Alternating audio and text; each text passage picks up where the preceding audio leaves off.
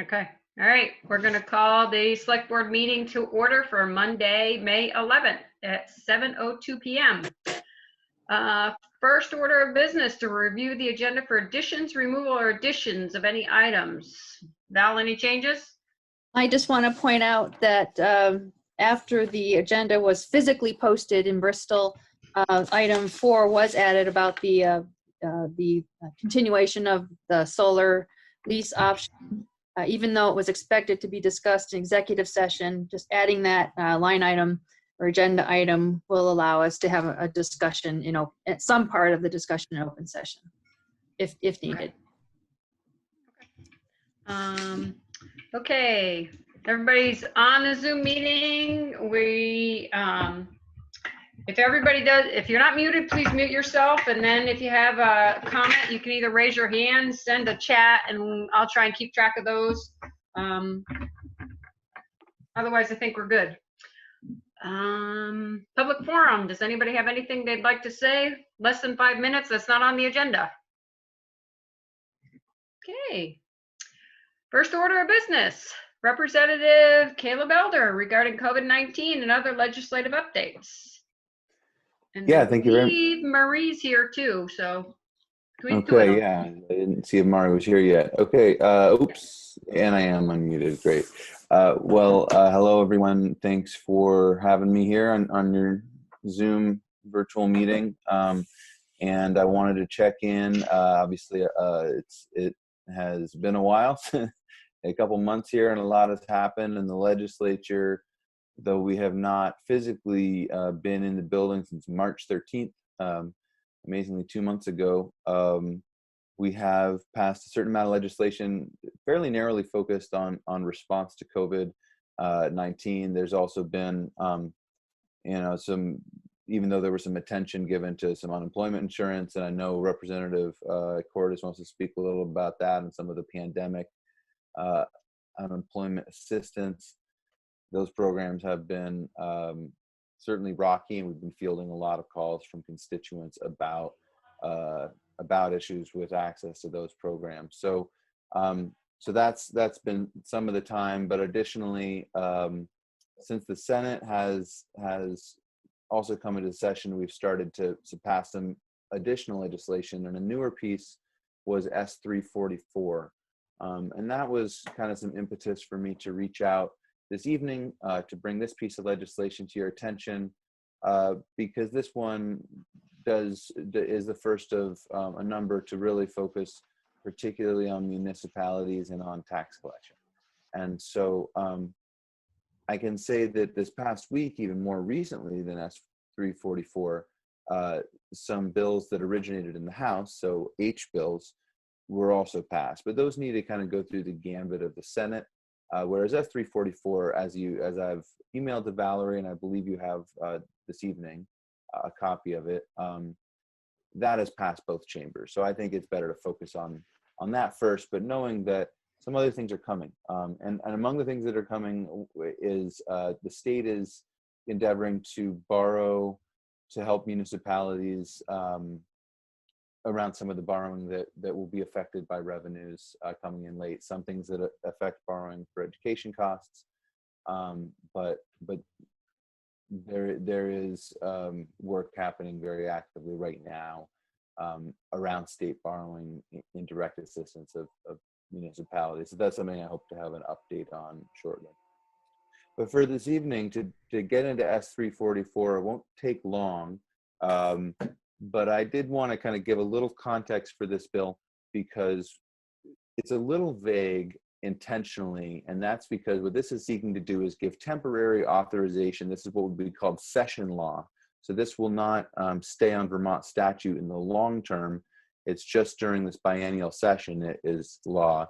And so session law is the appropriate kind of place for stuff related to COVID, since we hope that the situation will not continue into the indefinite future.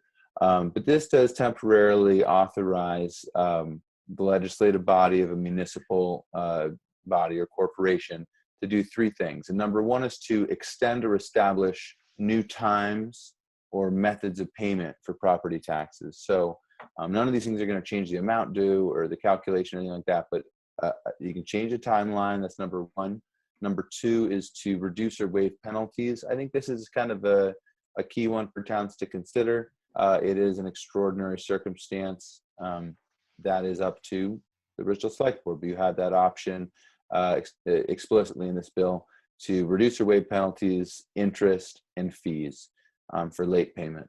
And the third piece is adjust the municipal property tax for the calendar year 2020.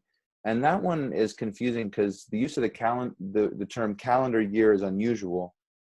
Typically, we would talk about fiscal year, and that's intentional there because towns across Vermont have different tax years and different fiscal years.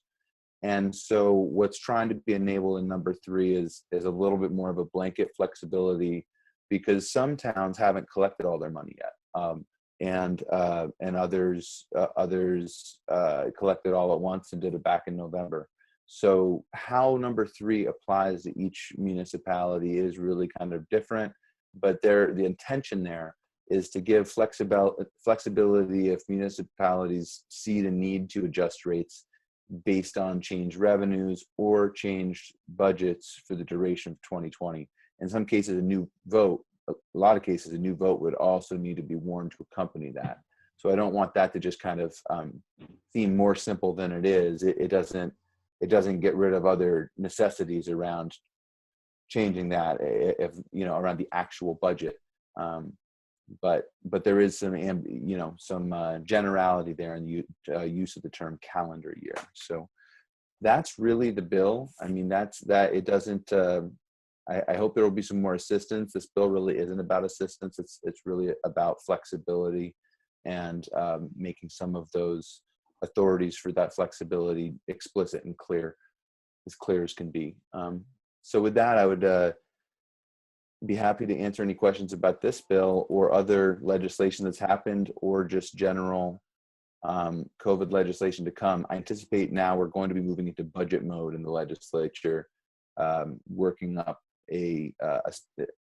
what's called a skinny budget, what we are calling a skinny budget, a 3-month budget, because revenues are so disrupted that it seems necessary to finish up the year and then check back in August. So that's, as far as I know, what the plan is for the legislature for now, is to sort of move a little out of COVID response mode and really focus on getting a budget together with revised revenues and revised projections.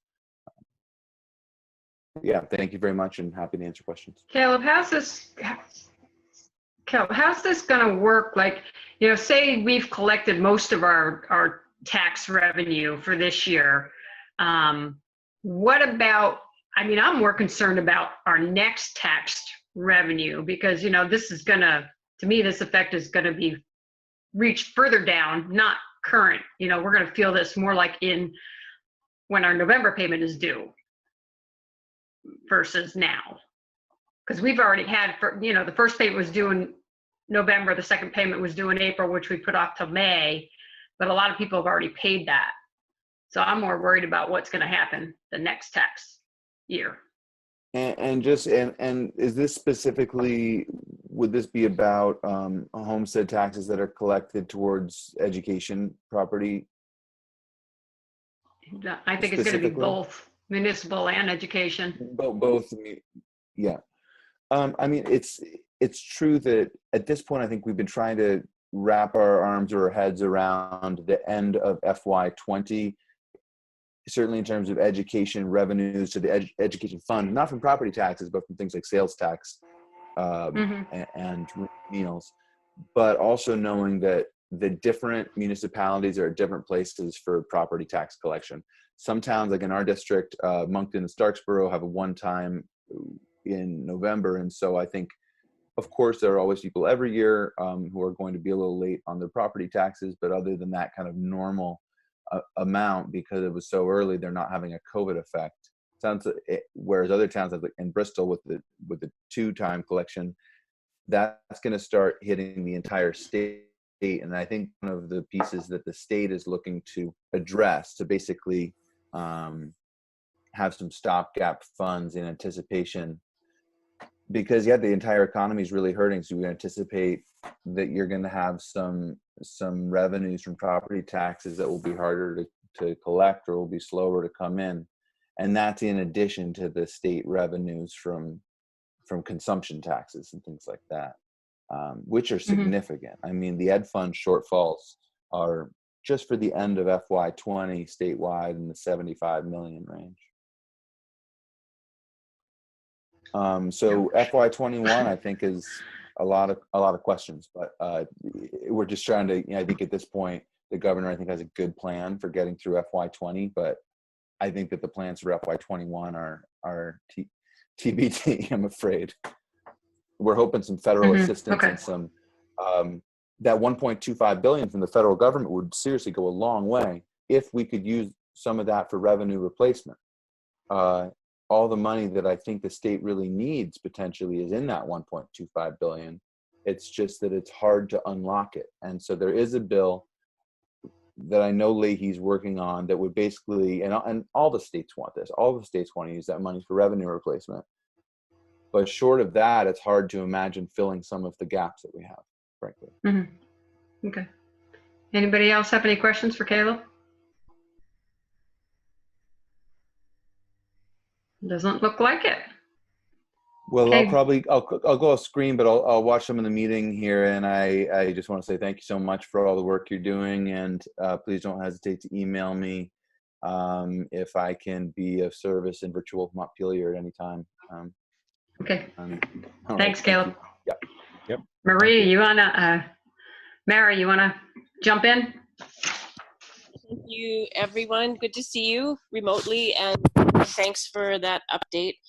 I'm going to talk briefly about the unemployment issue and a little bit about healthcare, which is directly related to broadband. You all are probably aware of the tremendous difficulty that many Vermonters have had in not only accessing unemployment and pandemic unemployment assistance, that is unemployment benefits for self-employed and independent contractors, and even just communicating with the Department of Labor because they've been so overwhelmed. The system's old. Since March, there have been more than 88,000 initial unemployment claims made to the Department of Labor. Since many people have gone 2 months without any payment, and again, sometimes without any communication, though they've tried. I know people are calling many times in a day. So the state has contracted with Maximus, a national call center, to help with some of the call loads. And then we have a team of us legislators that are working directly with the Department of Labor through a process that where your reps, Caleb and I, submit information through this process of people who are having particular problems. So we'll keep you posted on that. Little by little, people are starting to receive the benefits that they deserve. I did have it's some really heartbreaking cases. I think I've worked with almost 100 people. One of them is someone who had to start living in his car. Some single parents that can't pay rent and are having trouble getting food to their kids. So we'll keep you posted. I really, really appreciate the mutual aid work that this community has done with the rest of Addison County. That is definitely helping for people who don't have money coming in right now. As far as healthcare goes, the week that ended on Friday, May 13th, which was the last day that the legislature was actually in the building, our healthcare committee previously had been working on some bills to increase or address the shortage of healthcare professionals like primary care physicians and nurses. And we'd also already been working on increasing access to healthcare through telehealth and telemedicine. So instead of that, last week, we knew that a state of emergency was coming soon. So we worked with state stakeholders and insurance companies and advocacy groups like Vermont Hospital System and the VNA, and drafted the first COVID bill to come out of the House,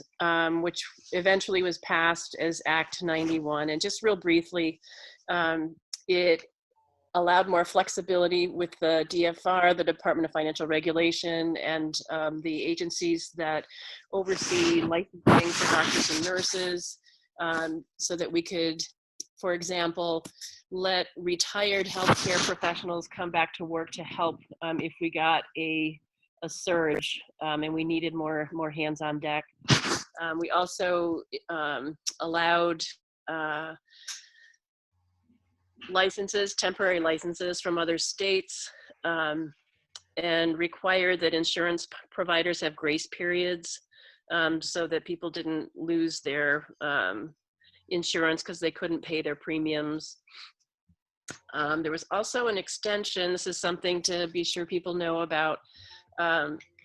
Advertised, there's an extension of the enrollment period for qualified health plans, and just, I think it was today, that was extended from May 15th to June 15th. So anyone that has lost health insurance because they've lost a job or for whatever reason, A, they may qualify for one of the Medicaid programs, and B, they can enroll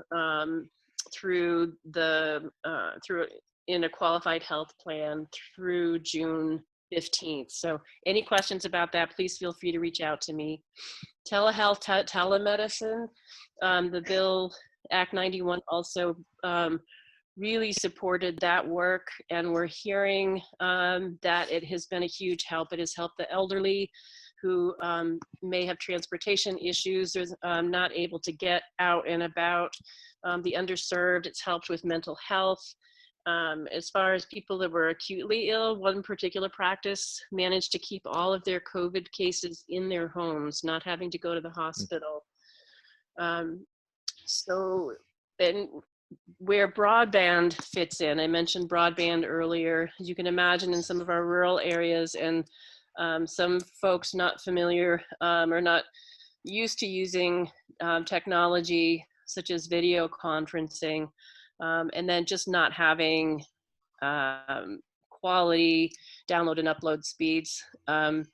So the Department of Public Services developed and just published their Emergency Broadband Action Plan, which is online. And if you haven't seen it yet, I'd take a look at it.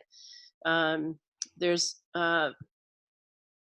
money available in the forms of grants through, there's the CARES Act, through FEMA,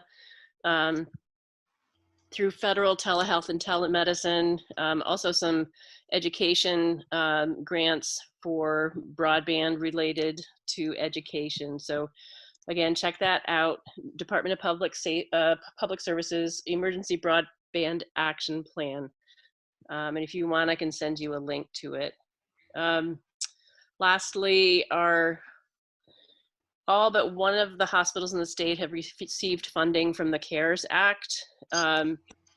And because there's a good news, bad news, as far as federal funding for our hospitals, because of OneCare, the all-payer model, they're actually, that was a benefit because hospitals receive prospective payments, not fee-for-service payments.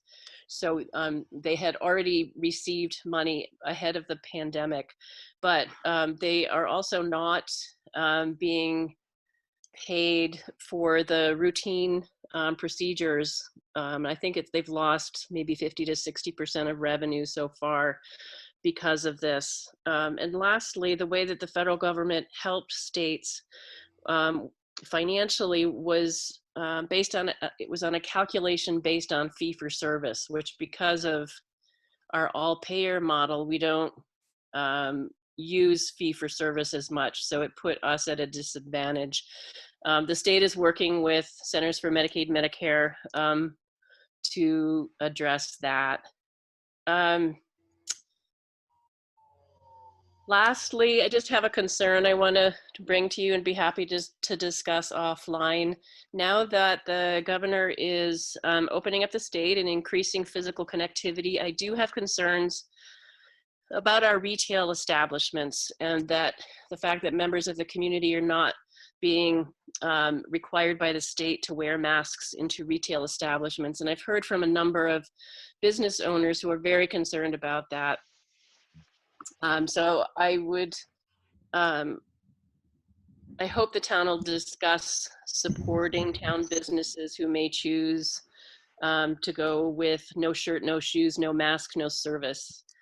I think that's it for now. There's really a lot more there, but I would love to answer questions either now from the select board or offline. And please do, if you know of anyone who's struggling with housing, healthcare, unemployment, please have them reach out to me or Caleb. And again, thank you for all of your excellent work helping the Bristol area folks with mutual aid and everything that you're doing. And thank you for your time. Thank you. Does anybody have any questions? I don't see anybody jumping. Okay.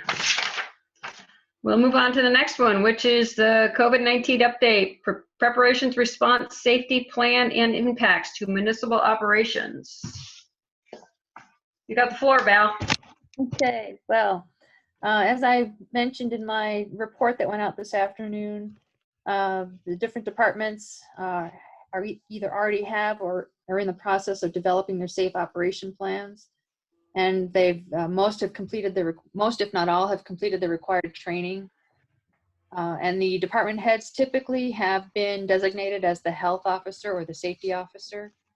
In the case of the town office, Sharon has agreed to be that position with the enforcement authority to require people to comply with the protection orders.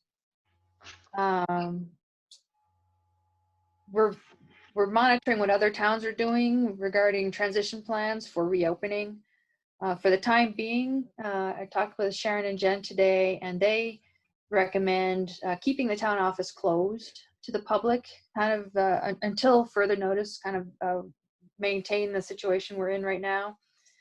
As long as there's still the sense that there's active COVID-19 in town, and there's a pretty well run system right now of being able to conduct business by mail or by email or making appointments. And the big push for activity, the taxes due and the dog licenses, that's passed. So there really isn't a lot of pressure right now for that kind of service that can't be handled otherwise. So that is their recommendation. And one other thing, now that the drop box out front is getting used more often, we're finding we're more aware of its limitations. And Sharon has researched a product that can be installed on the inside of the front door, and a small opening would be cut in, and the box would be a larger box, but on the inside and more secure. It's for less than $200. So we'd like to explore doing that, especially if we're going to be in this situation for any length of time longer. But in general, it's probably just a wise thing to do. And that is it. The department heads are continuing to manage their staff schedules, and complying with the protective orders. How's DPW doing? Eric, are they full swing? No, not yet. Okay. What was the question? So are you working? What's Go that? ahead, Val, sorry. No, I just didn't hear the question. I asked how Department of Public Works was doing. Were they full swing? How are you scheduling them? They're working 3 days a week right now. Okay. And are you couple one day, couple the next day, or are they all there the same days? Let's see. Tuesday and Wednesday, all 5, let's see. Wednesday, all 5 are there. And then Friday, all 5 are there.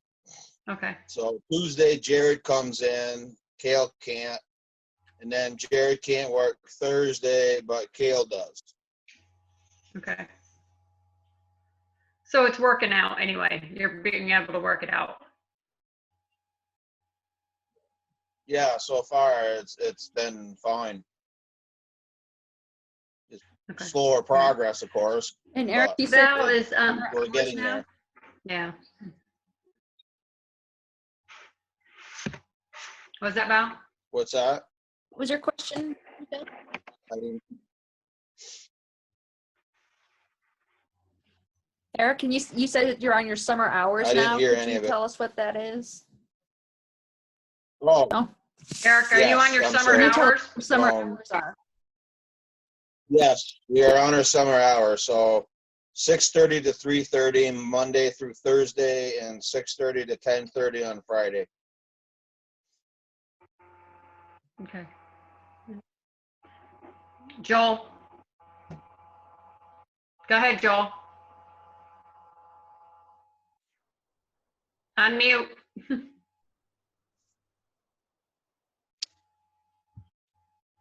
Hang on, Joel. Let me see if I can do it.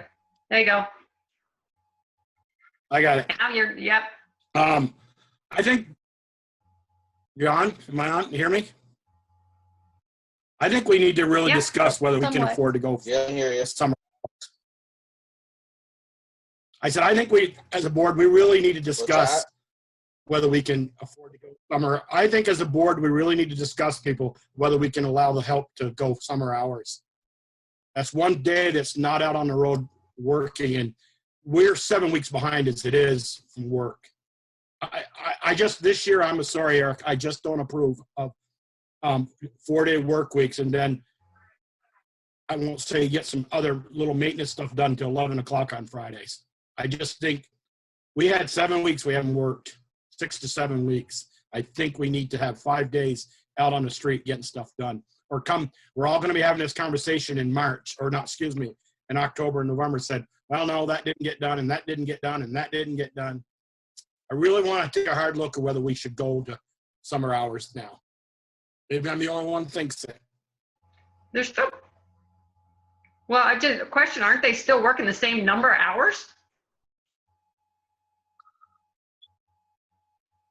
Yeah, Yeah, Eric, but Friday doesn't get any. working 40 they're hours a still week. working the same.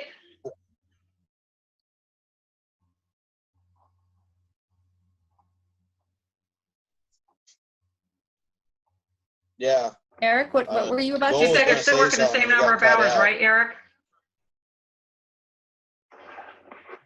yes, we're still working 40 hours a week. That's what I thought. Okay. So, I guess Joe, what it was would your be helpful to concern? me Is if it we're still gonna the have same this amount of time? Okay, wait a minute. I had two people They're all talking. trying to talk over each other. Okay, There's a big um, delay. Joel, were you done? Ian, I think that's the question. Okay. Why don't you mute yourself again, Joel? Ian, go ahead.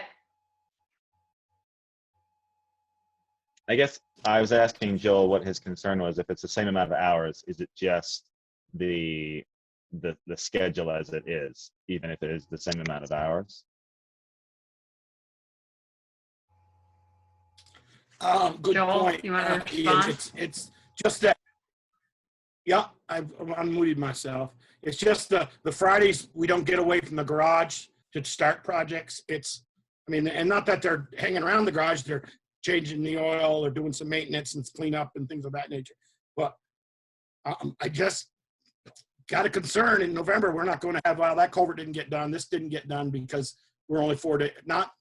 We just we had 7 weeks we were home. And I think we need to really are we going to get everything done, Eric? If you can say, yup, everything on the list is going to get done, I'm going to hold your butt to it come November 1st. But if we say, well, just think we don't get as much done on that 5th day because we don't really start a project or do any project. Maybe I'm dead wrong. I'd like to see Peter weigh in on this. No,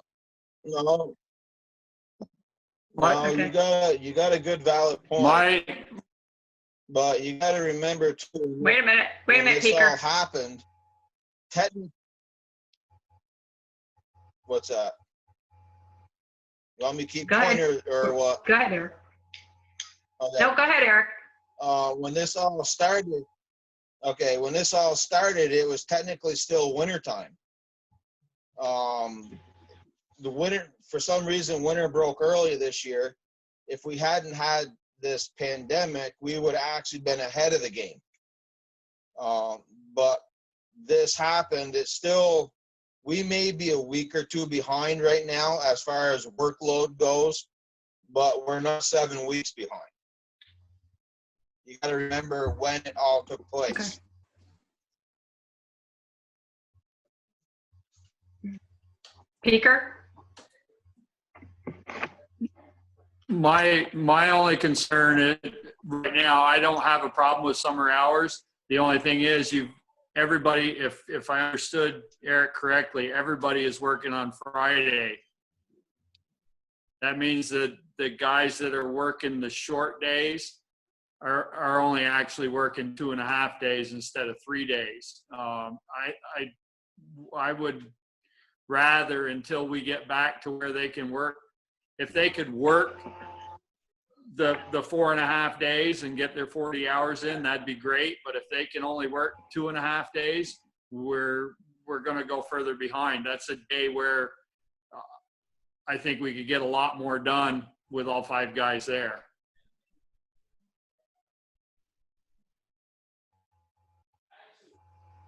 Okay. That's Darla, did you have something you wanted to say? You guys want to go back to? Yeah, I just had the question. If they're working 40 hours, does that mean we'd be paying them overtime for if they were working the extra day?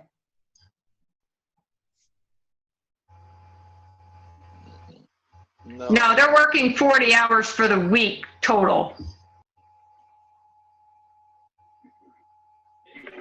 Correct, Eric? Yes. Okay. And Peter, is go ahead if you Friday got one something of else. the days that you have all 5 people?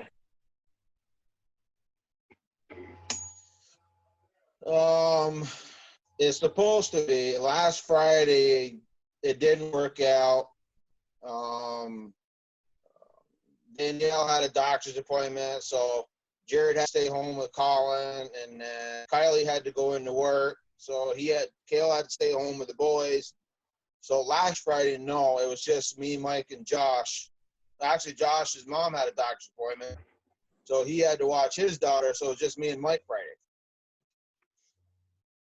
But it's supposed to be all. You see my point? You see my point where if you go to summer hours, you've got those 2 guys that you're not getting, you're losing a half a day with them. Yep.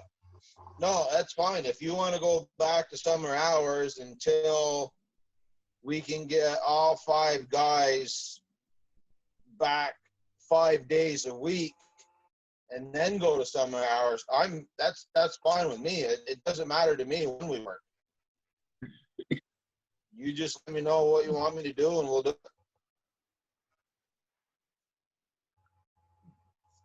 Okay. Val, did you have something you wanted to ask? Yes. Go ahead, Valerie. Am I hearing Peter say that for the 2 fellas that can't work the full week, that they should put in the full days on Fridays to make up for it?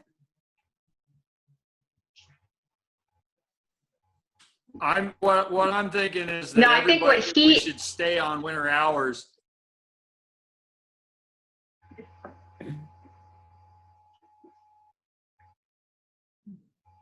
Until when, Peaker?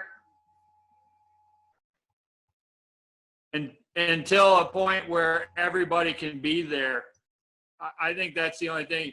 If everybody can't be there and and everybody's there on Friday and they're only working a half a day, as Joel said, we're not going to get anything accomplished. And when they get to a point where all 5 guys can be there so that they're able to be productive all week long, I think it works. But when we're short people, we're not going to accomplish what we can accomplish when everybody's there.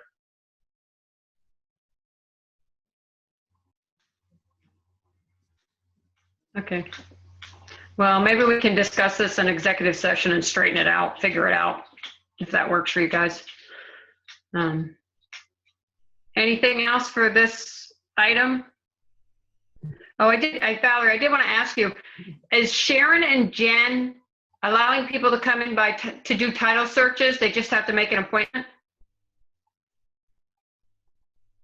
Only the attorneys, and only one at a time. Okay, but they have to make an appointment. Absolutely. Okay. So they might let somebody Ian, go in the ahead. morning and then another person in the afternoon.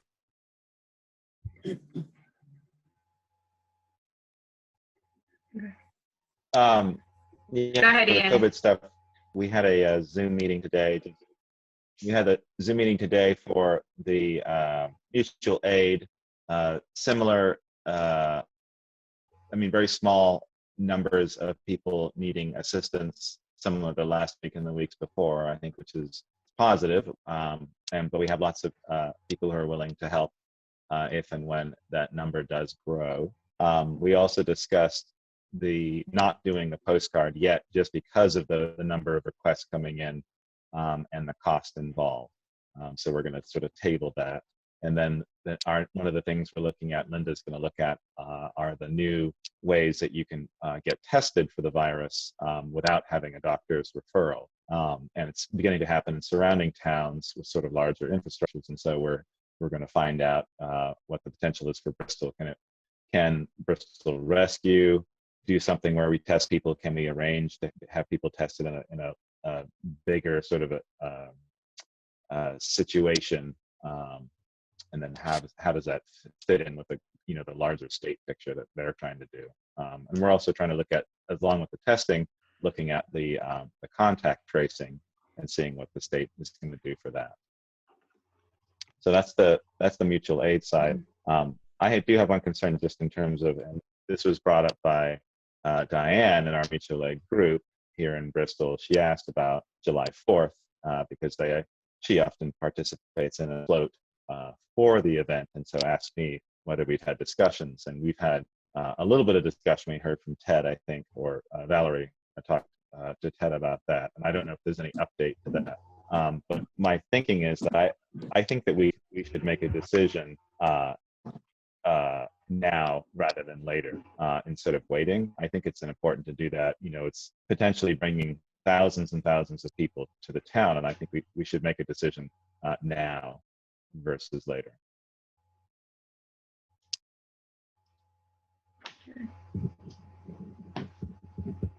Okay. Go ahead, Valerie. I wonder if we can get somebody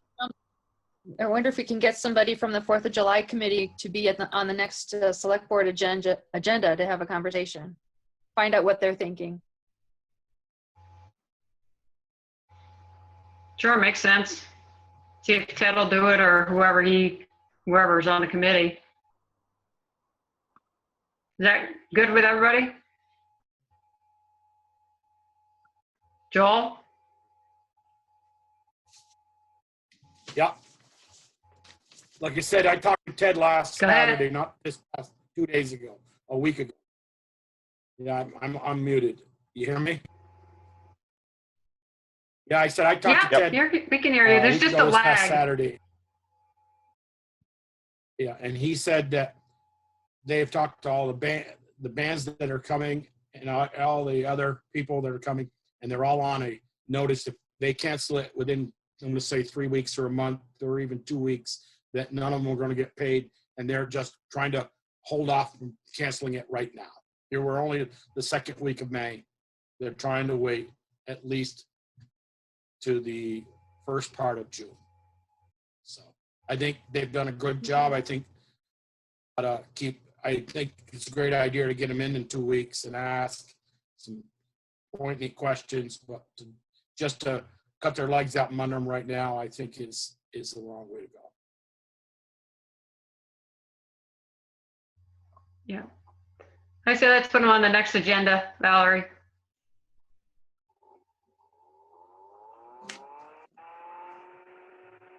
Will do. Okay. All right. Anything else on that one, or can we move on?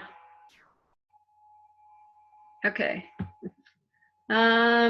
Upcoming paving projects, water system Select repairs, board. and Main Street sidewalk projects.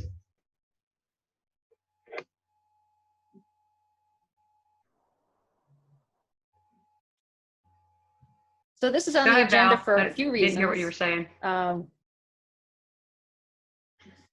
This is on the agenda for a few reasons. As I mentioned in my notes, that there are some paving projects planned for the village on Taylor, Munsell, and Elm Street. And there are also some water system repairs that are being considered. But the water system budget is pretty maxed out at this point of the fiscal year. So this is an opportunity to have a conversation about the priorities for those projects, whether the paving can wait until after July. So that's one thing. And then another thing we should talk about is whatever it is that we know at this point about the Main Street lighting and sidewalk project with V-Trans and the paving project, a lot of which evolved over the weekend leading up to tonight. And then whatever else projects coming up that we should talk about. So perhaps Eric can give us an update on the paving projects.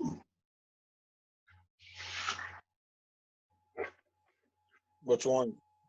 Or maybe Pick one and start there. village. Let's start with the village. The Notch Road, the village. Okay.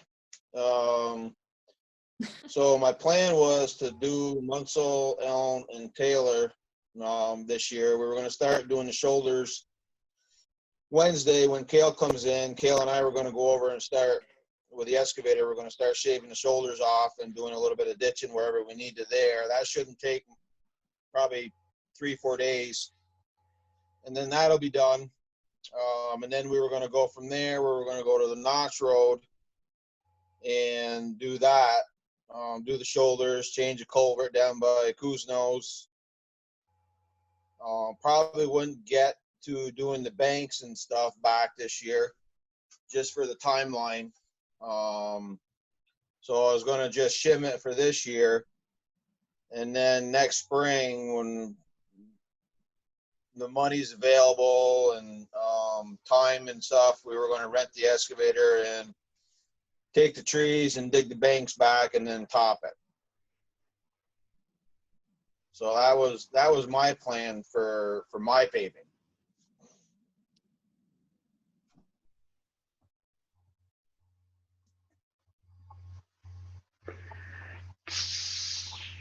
So how does that fit in with So the you're water system paving- repairs that folks are thinking about?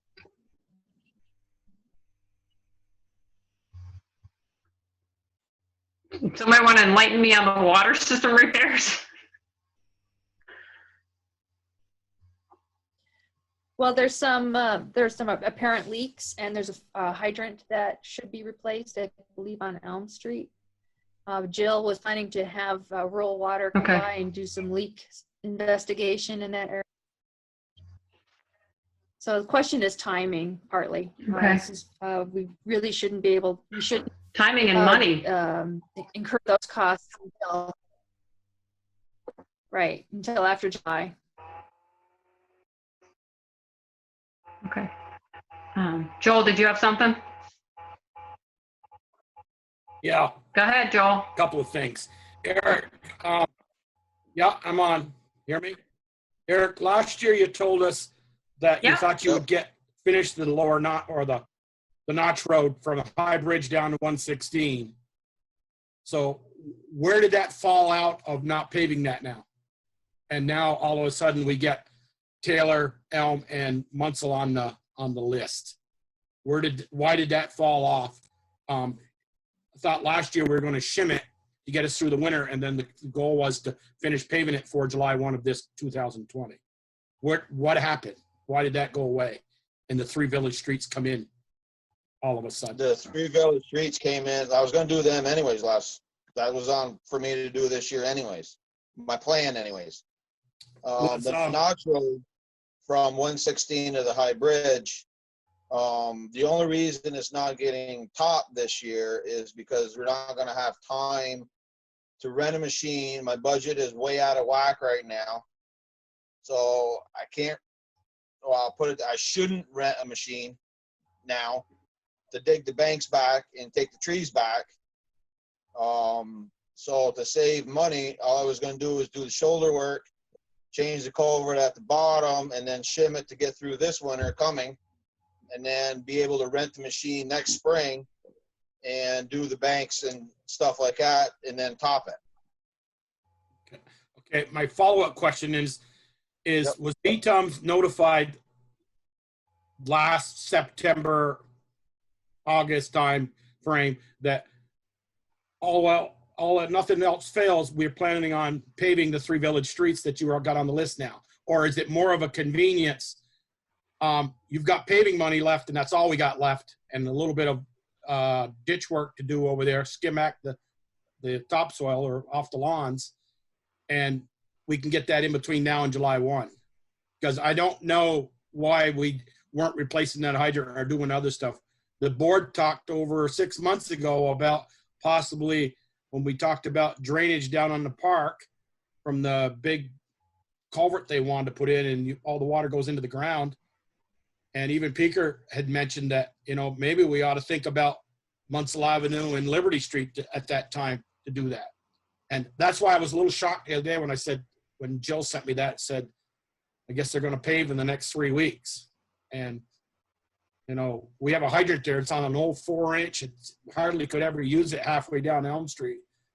We did this back in the 90s and the early 2000s when our former water commissioner guy was here.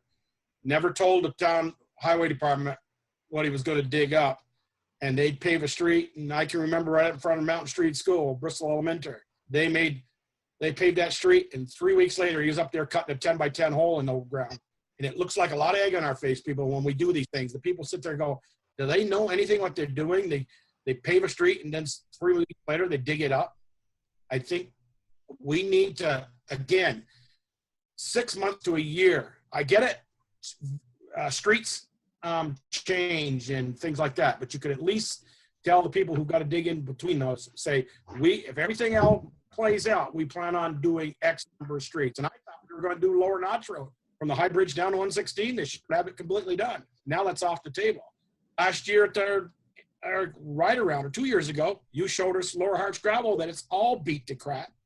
Where did that fall off the table? Or is it more of a convenience? I'll ask again, is it more of a convenience? We've got 6 weeks left, 7 weeks left before where the town line up to Bushies, where you showed us, and then you showed us Lover's Lane.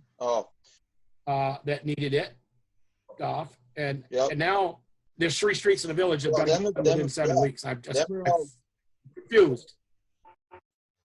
Well, yeah, the only thing I don't want to do is it's like Pine Street. We keep asking to pave Pine Street, but you guys keep saying no, because we're going to do a bunch of work on it, but never gets done. So if we would have paved Pine Street back when we wanted to, it would have been ready to get redug up now to do your work. I couldn't agree more. I live right with it. I hear it all day, right on my street. I get you. That was when Therese was here, or Bill. We were going to put a main down through here. Yep. And Munsell and be over to be at Living Will over on Maple Street before that happens. Elm and Taylor, that's, if you guys want to wait until after July 1st and do the hydrant and stuff like that, I can always pave them in the fall. It's not has to be done. I can wait and do them this fall. Yeah.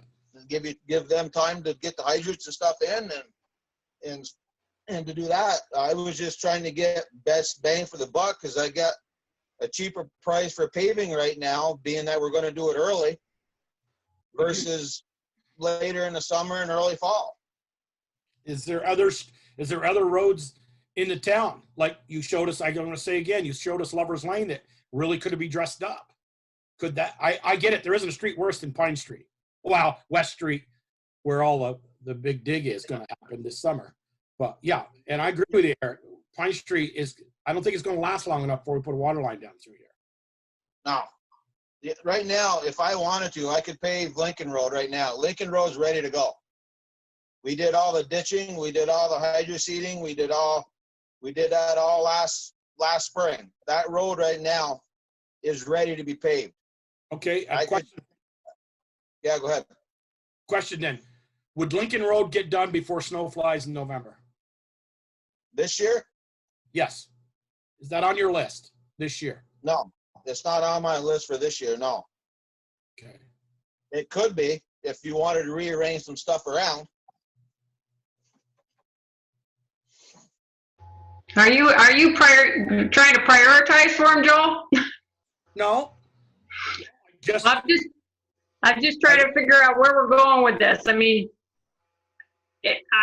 what are his plans? I mean, if his plans are to do Liberty, now I don't even know who it is, what roads they are, but I mean, I think the biggest problem here is if you want to replace that hydrant on Elm, there's no money in the account. We need to wait until after July 1 to do it. I mean, I talked to Jen today and she gave me the breakdown.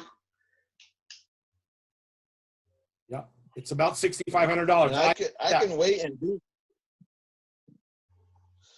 Oh, sorry, Eric. Go ahead, Eric. Oh, no, that's fine. I could, like I said, I can wait until after July to do them 3 streets. I can do it in the fall. Mm-hmm. You know, I could see about having Mike come down and give me a price for Lincoln Road and do Lincoln Road before June and get the better price.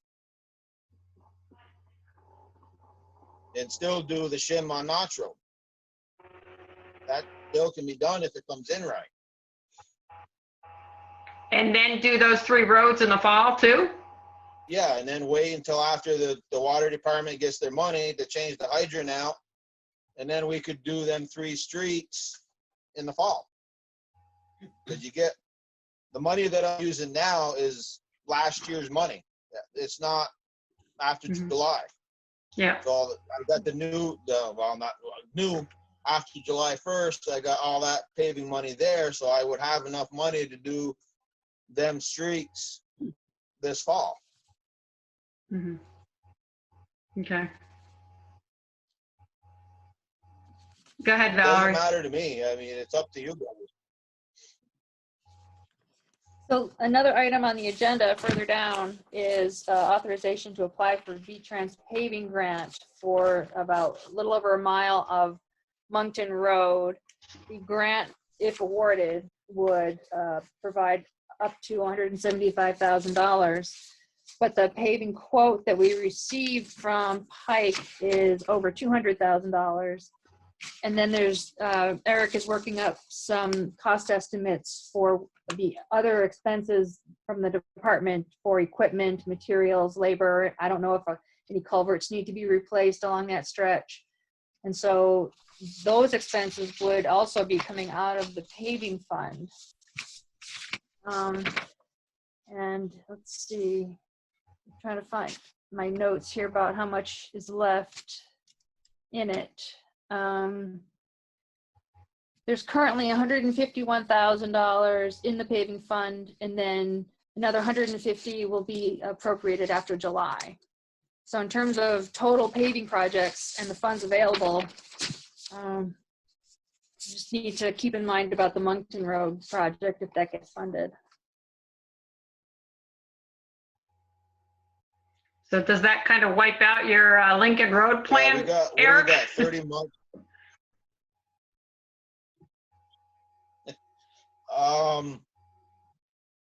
Yeah, I think we got 30 months though, from the time it gets awarded before we got to finish it. So we could actually do it not in, what would that be, 2021, but 21-22 budget year, we could actually do it. If Valerie Okay. can correct me if I'm wrong, but I think it's 30 months after award. That sounds right. Okay. There'd Joel, did be you a have something different else you cost wanted to proposal ask? from Pike. Yes, Valerie, if we vote Go to ahead, put Val, this, finish. apply for that grant, I don't see why we would.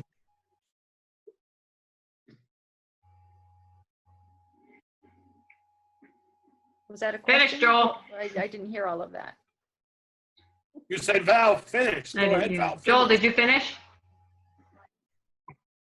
No, you said I stopped. No, I 'cause said, you go Val, ahead, Joel, I finish. stopped. No, you didn't. That's all right. No, Joel, you When finish. will we know, Michelle? Okay, Valerie, when will we know whether we got the Monkey Road? Well, When the will we application is know? due at the end of this. Well, it's kind of hard to say. I don't know what their updated timeline is because things keep getting extended, which is nice. But I would hope we would find out by the end of June.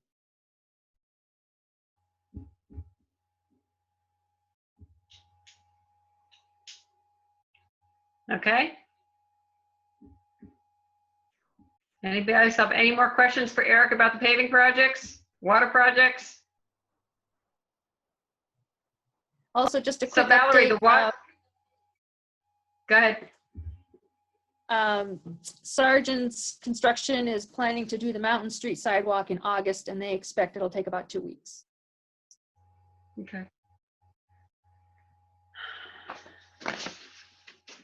So See, Val, John? the water system repairs, is that something that Jill's going to get back to you with numbers and timing? Yes. Okay. All right. Joel, do you have something else? I guess I'm being a real pain tonight. I'm sorry. But what happened? We gave Sargent's last fall because he lost all his help. We gave him a reprieve, and he told us we'll do it first thing in the spring. August, I believe, is not first thing in the spring. I am sorry, but they seem to want to take us when they don't have any work. But boy, when they got work, they're going to keep pushing us out. Just like the big dig down in front of Merchants Bank. It was supposed to start right after September Labor Day. And when would we finish that up, people? Mid-December. I think we hold his feet to the fire and said, Donnie, no. You told us you'd be back here in the spring, first thing. If you can't, we're putting it back up to bid.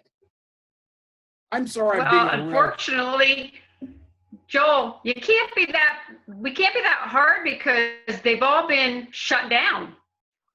I mean, so whatever he had going before this, he's now doing now. I mean, I'm not sure that August is realistic or not, but his schedule's got thrown up in the air too. I mean, as long as we're on the calendar and he gets it done, I don't know what other people think. Okay.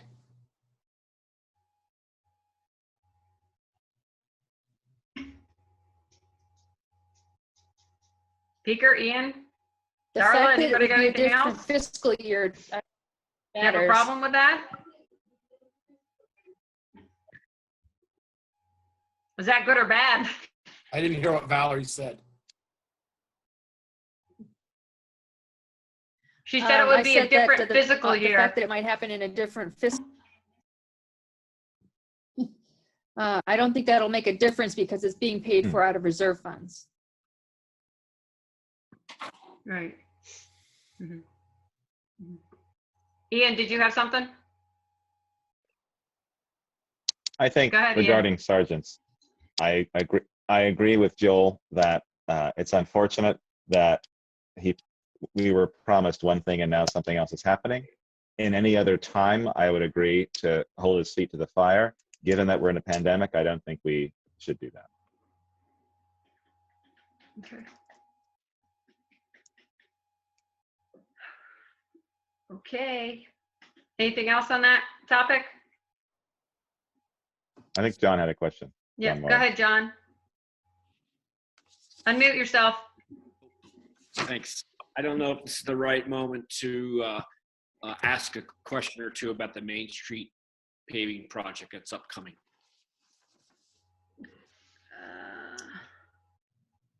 It's a perfect. No, I don't. Sure, Okay. ask it. So my presumption is I haven't looked at any plans or any details of that project, so forgive my ignorance if that stuff is readily available, but dawned on me this week that once it gets going, you know, the alleyway, it's the driveway that serves the buildings back here, is really the only way in and out of here. It's an emergency. It's the way in for the fire and the ambulance if they needed to come back here, and it services homes and businesses. And so I just want to make sure that the AOT or whomever's doing the work understands the nature of that access and keeps it open at all times, pretty much. I mean, I know there's going to be some inconvenience, but leaving it overnight as a trench that couldn't be passed by a vehicle would be problematic, to say the least, if there were an emergency. So I just wanted to ask about, is there some accommodation in that regard? Yeah. Or have they been made aware of it? I don't know the specifics of that, but that's an important detail that we'll definitely make sure gets communicated. Also, I want to point out, or not point out, I want to mention that a public Zoom meeting has been scheduled for this coming Thursday, 7 o'clock, hosted by VTrans, to answer all these types of questions and give us everybody an update on the schedule, the sequencing of things, the best that we know it under these conditions.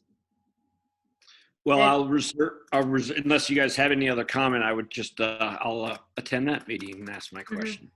Yeah, Yep. at the moment, we don't know the specifics in as much detail as that, John. But it is something, since the paving of the road, that isn't changing. It's just either side, obviously the sidewalks, but in order to trench with wiring and things like that, they are going to need to trench across that at some point. But I think we'll make sure, they'll make sure, we'll all make sure that if they trench, that it's back to a place where you can be driven over when the work stops for a day. Right. All right, thank you. Okay. Okay. So back on that subject though, just Yep. to update folks, there was communication about allowing the subcontractor, ECI, who's doing the light work, the light pole work, to allow them to work during the daytime, because the contract specifically called for nighttime work in order to minimize the disruption to the businesses and just the downtown activity during the day. So there were communications over the weekend to basically authorize them to work during the day. But it turns out that they will also quite likely be working at night. Although we were told that there would be some nominal savings to the town for allowing some of this daytime work. But hopefully we can get more clarity on that by Thursday or on Thursday.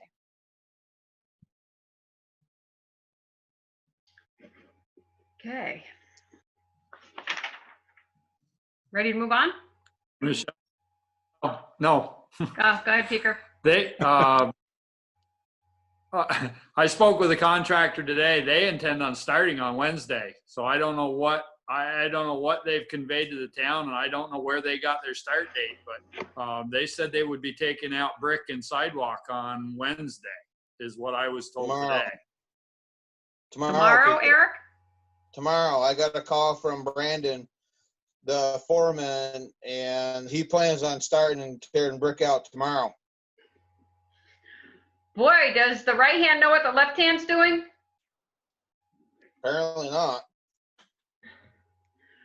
So are they taking the lights out first? Or are they taking the brick out first? I think they're just taking the brick out, as far as I know. That's what he asked me today, was about the brick, if we're saving them, throwing them away, or whatever. And I said, I don't have any use for them, so just take them to Peekers and have them crush them. Right, there was discussion about possibly saving them for other projects, but from what I've heard from Carol, when parts of the brick were replaced before, you know, 1 of every 20 that were taken out were salvageable, the rest just sort of crumbled. So it's more than likely they're not going to be usable even if we did try to save them. Yeah, they've been in there for so long now. They're probably going to just crumble when you start tearing them apart. Yeah. Well, Val, But I anyway, think, go ahead, Michelle. I was just gonna say, Val, I think we certainly need to get clarification of what they're doing when, so we can let people know. And we need to clarify the money piece, you know, the contract piece, so. Go ahead, Eric. I was just going to say, that's what he told me today at noon. Well, it was about 11:30 when he called me and asking about the brick. And that's what he told me. They were going to start tomorrow with it. So I'm supposed to let him know tomorrow morning what we decided about the brick, if they're just going to chuck them, save them, whatever. So we'll let them know tomorrow morning that they're going to chuck them, and you can just blow right down through them. So Val, do we have to I mean, are we letting people, like the store owners, know? I mean, I know most of them aren't open, but I mean, you think we should somehow somebody should let all the people in the apartments know and all the businesses know that they're starting. Well, that's supposed to be Natalie Boyle's job. And I prepared a quick press release based upon what I knew over the weekend. Yeah. Got that into Front Porch Forum because I don't have everybody's email address down there. And no, Natalie is supposed to be the outreach person and communicating the most current information available. She did post something late this afternoon. I haven't posted to the website yet, I don't think. But yeah, it came out late this afternoon announcing this Thursday meeting. Yeah, I've been communicating with the businesses, at least every Main Street business, and I hope that you're on there too, John. I think you are. Okay, good. So I've created a web page on the town website that details the project, and I will also be posting the updates that we get through Natalie, limited as they are now. I'm taking a screenshot of that and posting it on there, and I just posted that one with the Zoom meeting. Okay. You have to actively go to that page to access it, as opposed to being sort of told about it, you know, through email. So that's one limiting factor with the website. But there is a way to get. I'll be sort of updating the businesses on that. I have to say that I know that we're in the pandemic, but I'm pretty disappointed just at the communication level. Looking back at some of the minutes as I was editing them today, I read that she's also supposed to do an update at the end of the week for all the work that was done, like a summary. And so I want to make sure that happens too. But yeah, if Eric's finding out about the project before we are, and it's happening tomorrow or the next day, I think that's bad. And you know, it's in the contract. You know, that's why she was hired, and she's supposed to be doing this, and it started, which is great. But if there's literally work happening tomorrow, we don't know about it. So it's already off to a very bad start if there's going to be construction out there tomorrow. Yeah, I mean, Right. and the other thing too is depending on. I'll go ahead, Peter.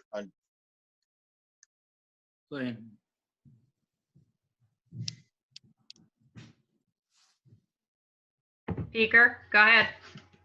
I didn't say anything. I don't know how I got roped into it, but I want the rest of the board. I want the rest of the board to know. Oh no! I want the rest of the board to know that my communication with the contractor is not as a select board member. We're supplying material to the contractor, and that's why he's communicating with me. That's why I know what I know. Well, it seems to be to our advantage that you know what you know, as well as Eric. In my last communications with Natalie, she said that she, at least in this beginning stage, her communications were going to be somewhat vague. She was reluctant to specify specific dates of when things were expected to happen because the conditions were changed. I guess nothing had been completely decided at that point.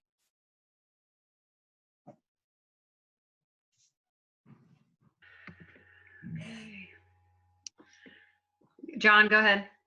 I would just add that I won't bore you in the details, but it's a bit of a coincidence because, first of all, I've got the 11 Main Street project going on all summer, and there's going to be some heavy days there. A lot of stuff in and out the back. That's not your concern, but it turns out, as I've learned, because of the Main Street project I'm doing, Green Mountain Power has had a lot of issues with, they put on their target list, like replacing all their lines back here on the south side of Main Street. They've already done some of the work this last week. I think you guys probably know that Waitsfield, WCVT, Waitsfield, Champlain Valley Telecom is putting fiber optic throughout town to each individual unit and property and unit within each property this summer. And I don't know what that entails exactly everywhere else in town, but back here, as far as in this courtyard on the south side, they're actually now talking about digging that up and putting it down, which they would prefer to do to keep it out of the trees and never have to deal with it again. Some other advantages in their eyes and mine, frankly, too. So it's just going to be a lot happening. You know, I know Valerie knows all this, but I don't know if you guys, it's going to be busy on the south side of Main Street for sure this season. I'm trying to, I just say this is, again, more of a private concern, but I'm trying to get them both, all the utilities, to bury everything back here. Mm-hmm. Get it out of the trees once and for all, get it out of the view, which is nice. That's just sort of a quality of life thing. But, and I don't know, you guys have all dealt with utilities probably at times, but you know, you start with, that's impossible, it'll never happen, forget about it, we know how we're going to do it, to this last week where they're like, well, maybe it makes a lot of sense for us to do this, we're going to re-examine this whole thing. And it's like, wow, okay, well, maybe something might happen that way. And then neither one of them, this is neither here nor there, but interesting, neither one of them knew anything at all about the Main Street project, where they're completely going down to the roadbed, basically, and rebuilding everything on the south side of Main Street, where everything could have been buried. But it's that ship has sailed. But anyway, just interesting. I was just listening to your conversations about the coordination. Coordination, communication. Well, I know that the design engineers coordinated with utility companies when the project was being designed. Maybe they didn't know the schedule, but somebody in those organizations knew that the project was in the works. Yeah, I suppose so, right? But for the field reps, they didn't know, and they were interested when I told them. They're like, oh, really? Well, that's interesting. Somebody else is doing the digging, and I was like, but long story short, I think some of it is going to get buried back here. I don't know how much, if any, but maybe all of it, which would be kind of cool. And, I still have a little budget that I'm going to be digging back here anyway. They both have digging budgets, and I just said to them in the last couple of weeks, so if we put that all together, maybe we would make it work. And they're like, well, let's see. So I don't know. Anyway. Okay. Thanks, It's John. going to be an interesting summer on Main Street. Thanks. Thanks, John. Okay. Okay, next item. Continued considerations of Acorn Solar Project on Bristol Landfill. Lease option may include deliberations and executive session. Does anybody have any questions about the lease option in general that we wouldn't discuss that we don't need to discuss in deliberations, or questions for Ben Marks? Go ahead, Val. My question is on timing.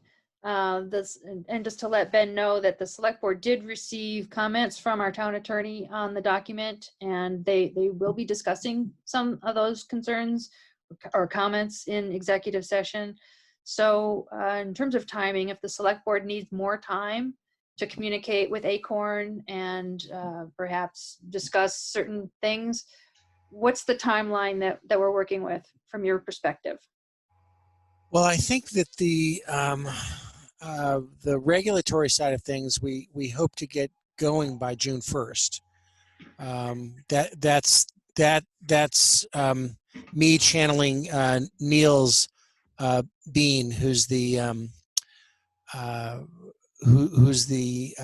contractor who's going to be building this and doing the permitting largely for us. One of the things that we will have to discuss or have to demonstrate when we submit our application is site control. And the site control in this case would be represented by the option. So from our perspective, we'd like to have everything wrapped up hopefully by third week in May, so that we can draft testimony describing the lease and its sort of overarching terms. Are you guys are going to have another meeting before the end of the month? Oh, yeah. 26. I mean, needless to say, we're available to discuss any comments that you have at any time, and I'm relatively certain we can. I mean, if you hand us a marked draft or an issues list, we can turn around the document relatively quickly. But I serve on Cornwall Select Board, so I completely understand the limitations of a public group needing to clear their schedules and get together to discuss this stuff. Other than listing our hopes for you on this, you know, I think it's important to get it right and to make sure that everybody's concerns are addressed. And for me, the timing is somewhat secondary to that. So. Go ahead, Valerie. So there's a distinction between the lease option and the lease agreement. Right. So once we reach an agreement in principle with you guys, we go into two different regulatory processes. With the Department of Financial Regulation on the offering memorandum, which is where we describe how the deal works, and the DFR kind of grades our papers for how clear we've been about what it is we're proposing. And then the more complex piece is the Public Utilities Commission.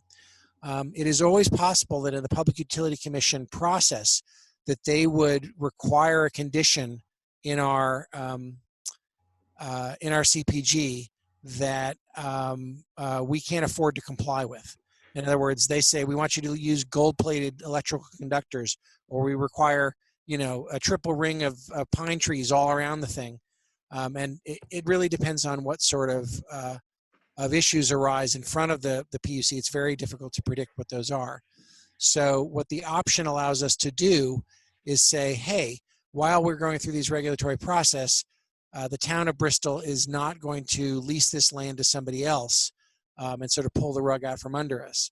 But the actual lease itself, which is the obligation to pay money over time, that doesn't kick in until we've decided, okay, we're going forward with this project. We haven't gotten any conditions we didn't expect.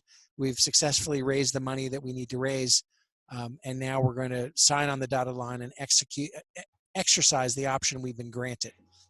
So the option is, yeah. No, keep going. The option is the exclusive right to enter into the lease agreement.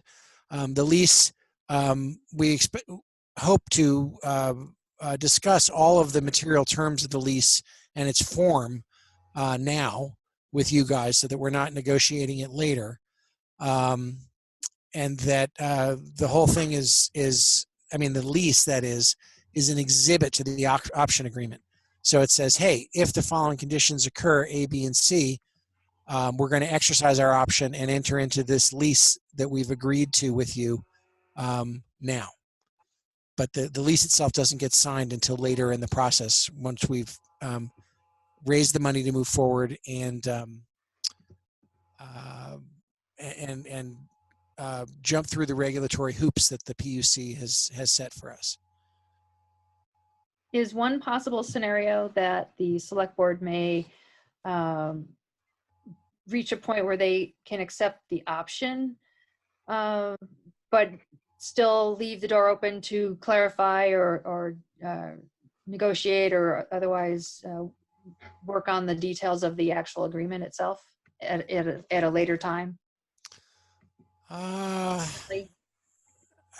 guess if what we are, I mean, I really have to think about whether that constitutes site control, right? I mean, the point of having the option is being able to say to the Public Utility Commission, oh yeah, you're not wasting your time because we can actually build on this site. We've got the legal right to do it.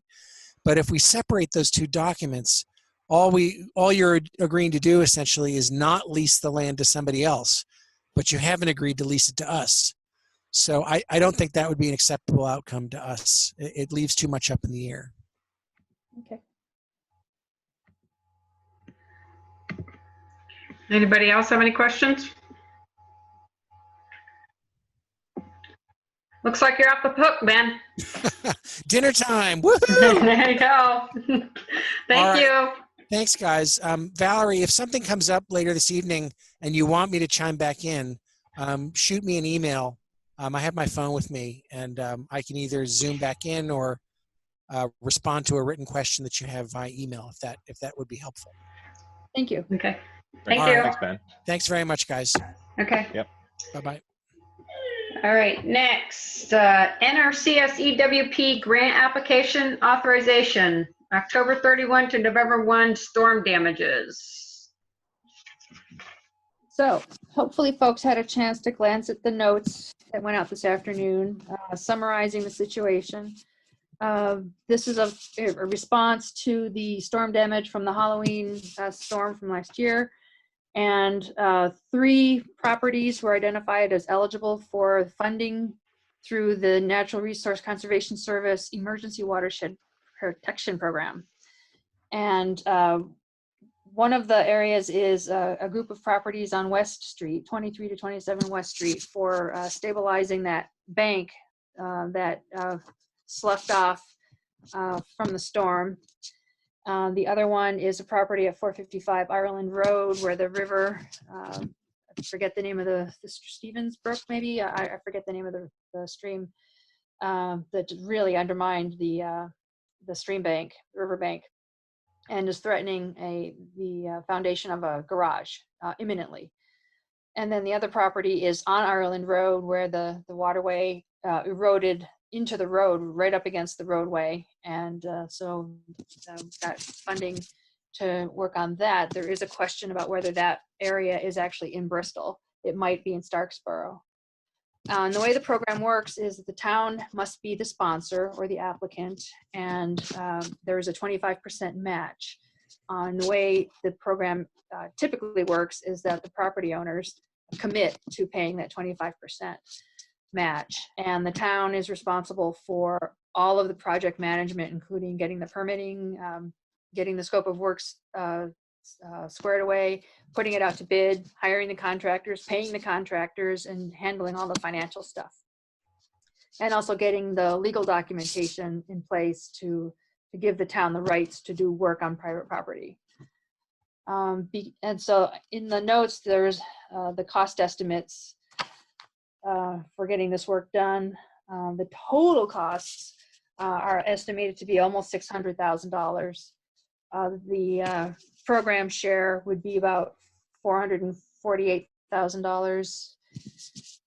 And being able to add in a little bit of administrative time, I've rounded that up to $450,000 plus or minus.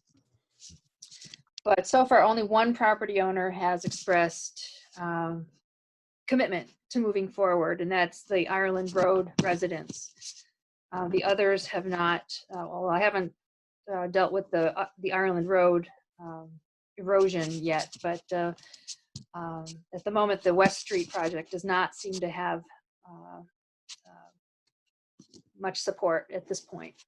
The folks at the NRCS office in Colchester recommends that we still apply for all 3. The application doesn't commit the town to doing it or to completing the work. We can withdraw any of the projects at any time, unless of course we start spending money. But so applying is not a commitment to do it, but it gives us more flexibility in case property owners change their mind. So Val, the one on Ireland Road that you said is right up against the road, is that a town responsibility? It would be town, correct. And in that case, that project is estimated to cost about $34,000. So after the 75% grant funding, the town would be on the hook for an estimated $8,600. And where would that $8,600 come from? Capital Roads probably, which doesn't have a lot of health to it right now. We're just taking money away from Eric. Joel, go ahead. Hold on. Why is that's the one with the garage? It's suspended over the creek right now, the cement pad, correct? Right. The garage, Well, no, there's two pieces though. There's two pieces on Ireland Road. One that has the garage, and then there's another parcel there. Further That's up, not owned by him, right? right. It's in the town right of way, Yeah. or one of the towns, either Bristol or Starksboro. well, that property, first of all, the name of that creek is Lewis Creek. Lewis Lewis. Creek, yeah. Yes. Okay, and that property that garage is in Bristol because I appraised that. Oh, back right. in the We 90s. know that. We know that. But further up the road, beyond that property, where the Lewis Creek swung in up against the road, eroded right up against the road. Okay, because the town line is just barely up the street. There's this Right. still up, I believe, in there. And that's exactly where this is. So it might be Yeah. a joint town effort with Starksboro. Hmm. The town line's right at the wood line. Right where the trees start is where the town line is. Right. Peaker?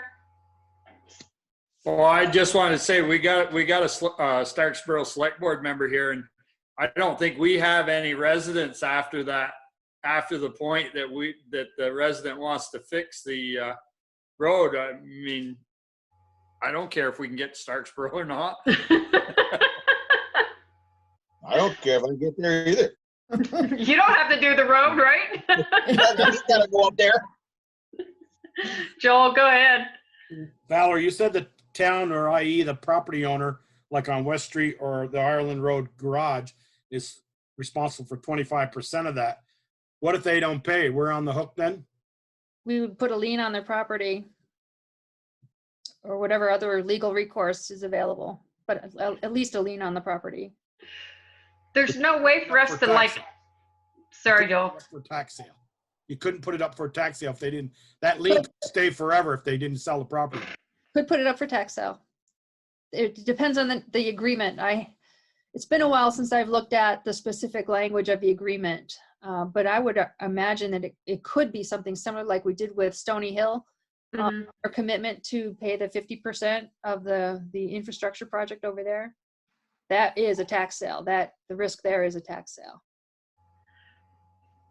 So we can't require them to like come up with the funds ahead of time. You know, they pay their share first before the grant funds get paid. That's possible, perhaps. I don't know specifically. Mhm. We do have a draft of a commitment agreement, but I haven't looked at it closely lately. I just don't want to get the town stuck. Right, right. I wonder if you could make it so that way they would have to come up with half of the money to make a commitment to the project. And then when it's done, they pay the other half. At least you wouldn't get stuck for the whole amount. It would only be half. Yeah. Well, if they're going to do it, they know they have to come up with 25%. They should have that money available the minute it Sure. starts. Right. And it all too depends on what the bids come in at. They could be higher or it could be lower. The fellow that I've been working with, Mike Lapointe, he feels that his estimates were conservative, higher perhaps than what they might end up being. One of the challenges with the West Street project is that it actually involves at least 3 different properties, but they all adjoin. On the website, I posted a copy of the site plan of what that would look like. I can put it on the screen if you're interested. But so far, one of the property owners is not interested in pursuing it. I have not communicated with the others. When do you have to submit? Well, the application is due by the end of this week. That deadline had been extended, so this is as a result of the pandemic. And there would be a document the select board would need to sign that I will be emailing Sharon for you guys to come in and sign that. It's actually on the website, but the final version would need to be signed. So it's a suggestion that we apply for all of it and then just in case, and then, Right, just only apply for whoever's going to actually follow through. right. Okay. Do you need a motion or something for that? The funds would only be committed for those property owners that commit to following through. Okay. Do we need a motion? Yes, please. Somebody want to move to will you be signing, Val? Will you need to sign something, or the select board itself? Yeah, let me try to see if I can pull this up. Hang on. Okay.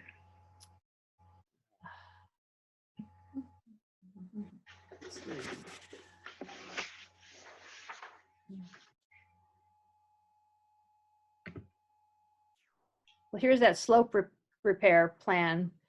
You can see that it involves at Well, least. all I see is your Explorer. I don't Oh, see no. the document. Oh no. Sorry about that. I don't know why. Hang on. This happened before. How did we fix it?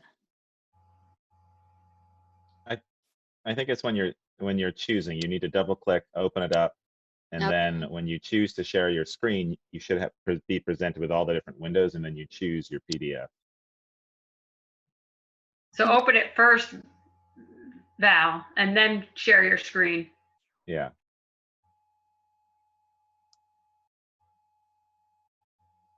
Yeah, so make sure you can see it on your screen. And then when you click share, you should be able to just see a small little icon of that document, and then you click that, because it allows you to share any number of documents on your screen. Huh. I don't know why I'm not able to do it this time.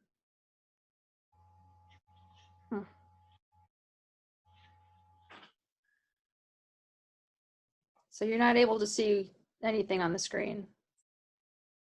Mm-mm. When you share, essentially it's your Finder or your Explorer, and just shows you all the documents. It doesn't actually see the document that you have open. I don't know how to change that. Well, I think you did it last time, Ian. I think she sent Yeah, it. you to shared it that's from right, your own yeah. screen, Ian. well, it's on the website if you want to give that a try. Which one is it? It's the grand summary, or that's the It is the what's the number of it? it's 3.5. Okay, The admin signature of authority roles. got it. Okay, see if I can do this. Let's see if I can do it. Someone needs to allow me to screen share. Host or co-host? So you would be a co-host. Oh, I see what the problem.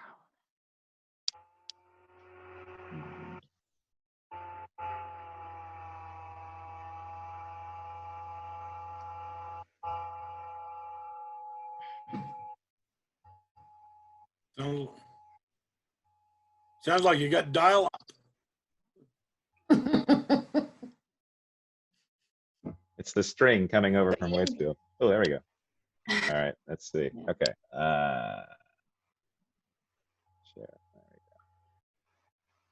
Got it? So this is the document that the select board would need to sign, and it identifies who's authorized to do what.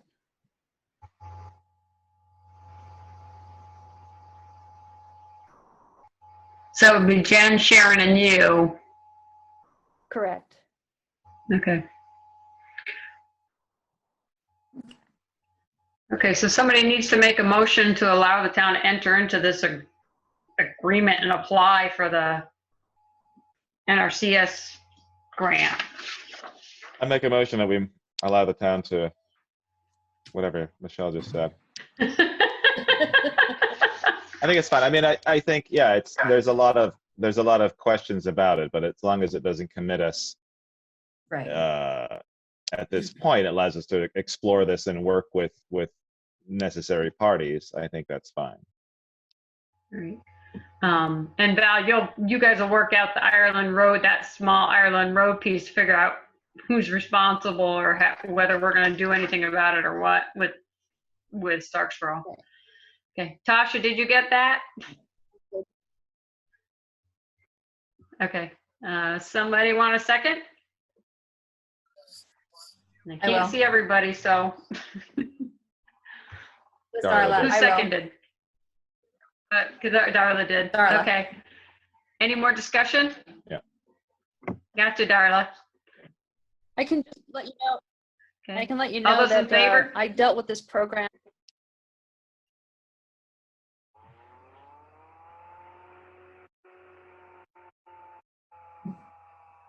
Okay, Val, all I heard was I dealt with this program.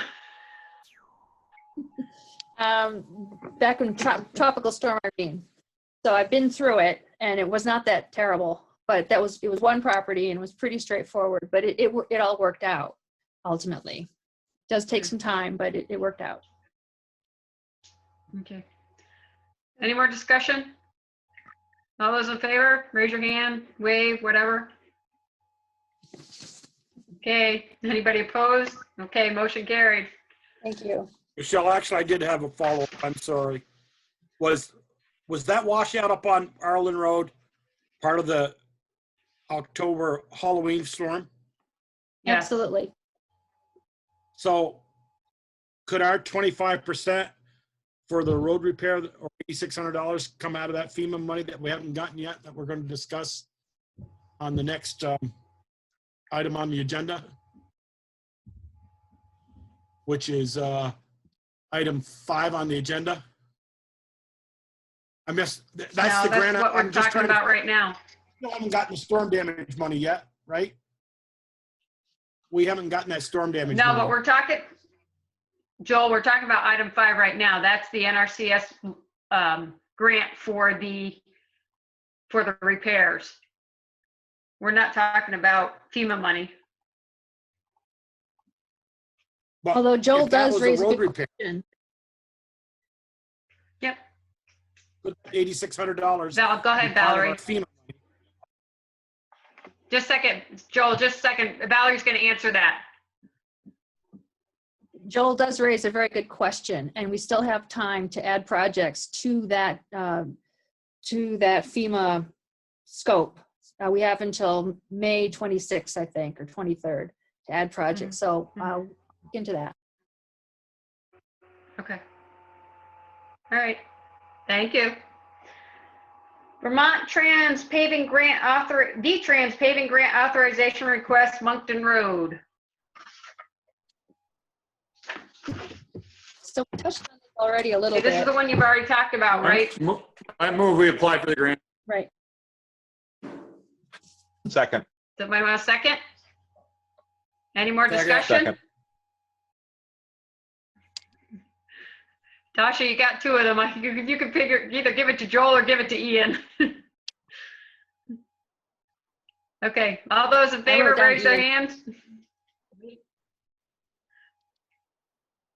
Everybody agreement? Okay, any opposed? Are you for it or against it, Darla?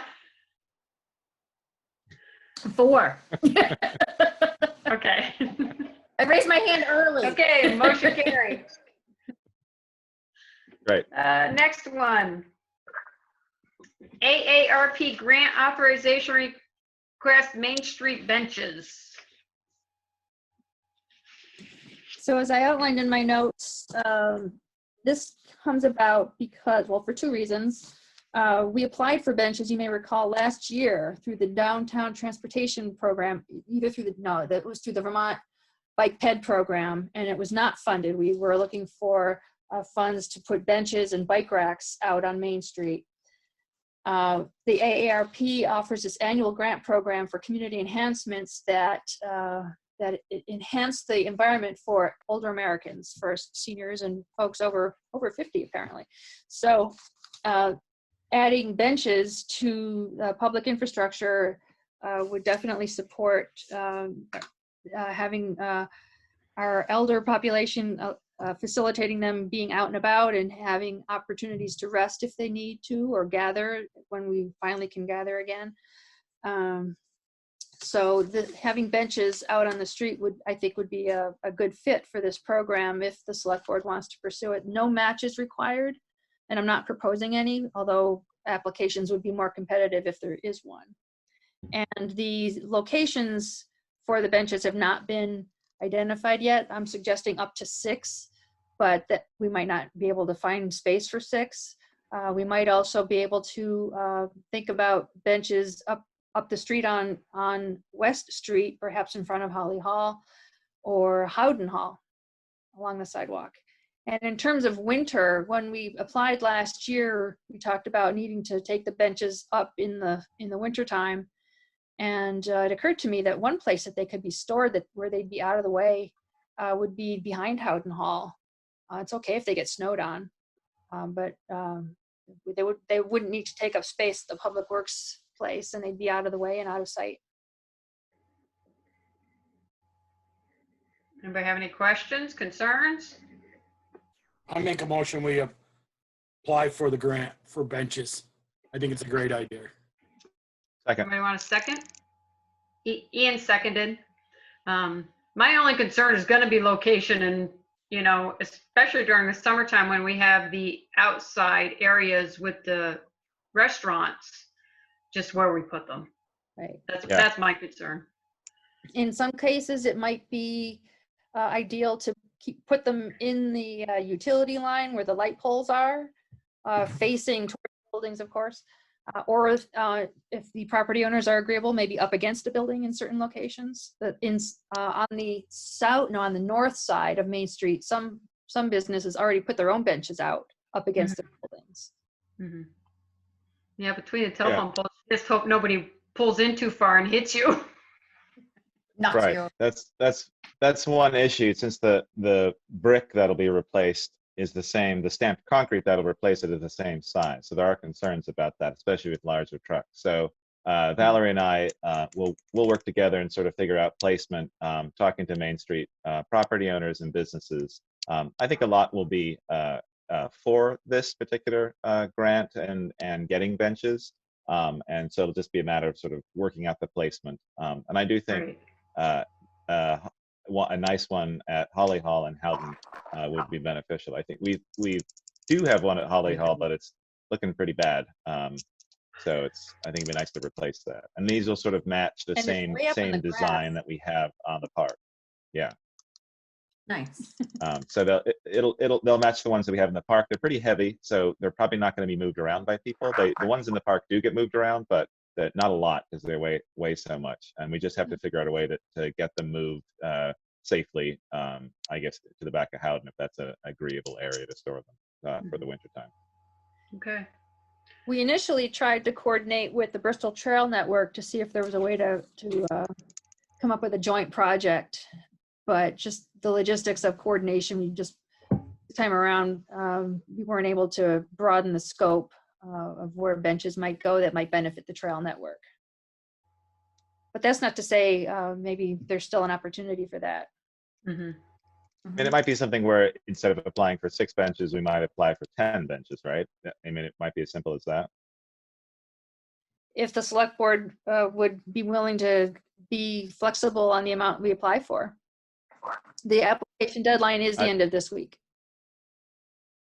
Right. I'd be fine with that. I know that we were trying to connect with Porter and just have a call and talk about that. I know that she was interested. I think if we can connect with her, she might have, 2 or 3 places where they might find it. I think I'd be open to an unknown amount to be decided before the end of the week.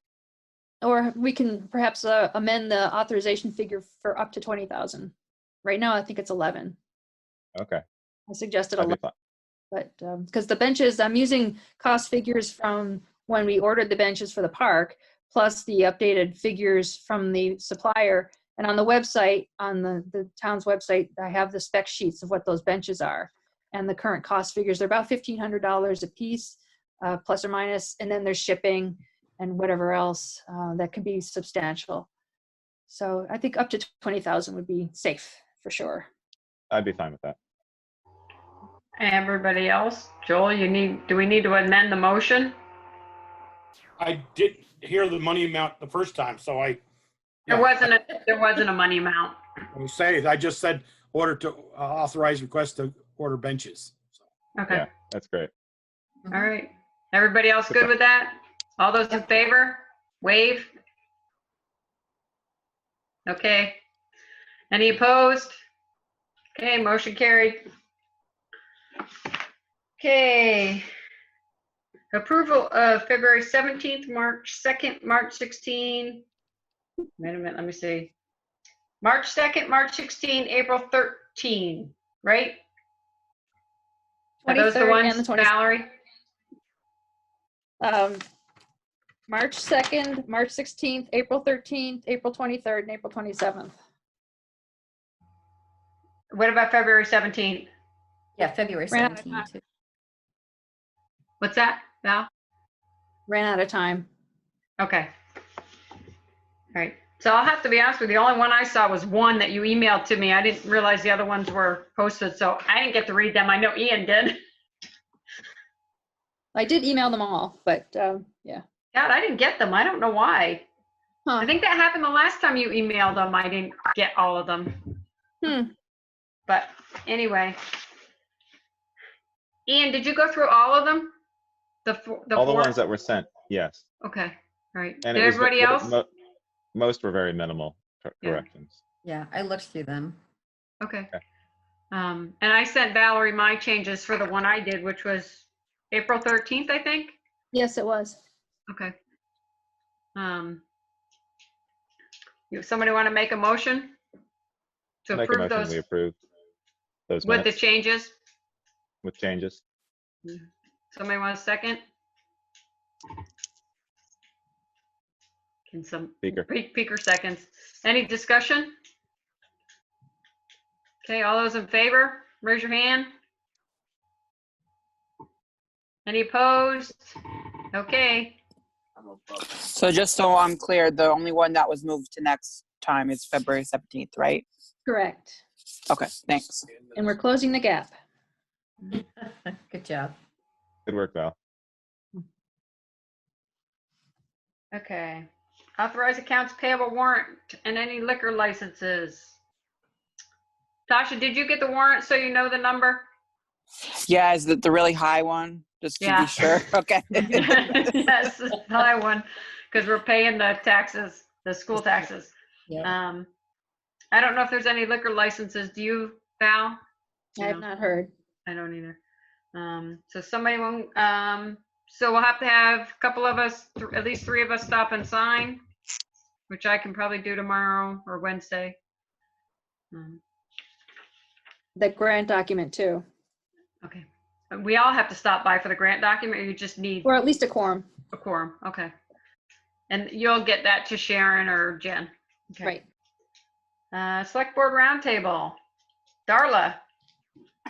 The one thing that I will mention is that I did receive an email from, Valerie did as well, from Jessica Teets, who lives down on West Street, who had some workers in her yard today that was really upsetting to her. They were less than 6 feet from her children, or from her son, and then she was upset. She didn't know that there was work being done. She felt they were being unsafe. They had face protection but weren't wearing it properly. They had it down around their neck, and they were speaking. So Valerie did write back to her and spoke to her about it. I also did, but just to know that that was an issue that came up recently.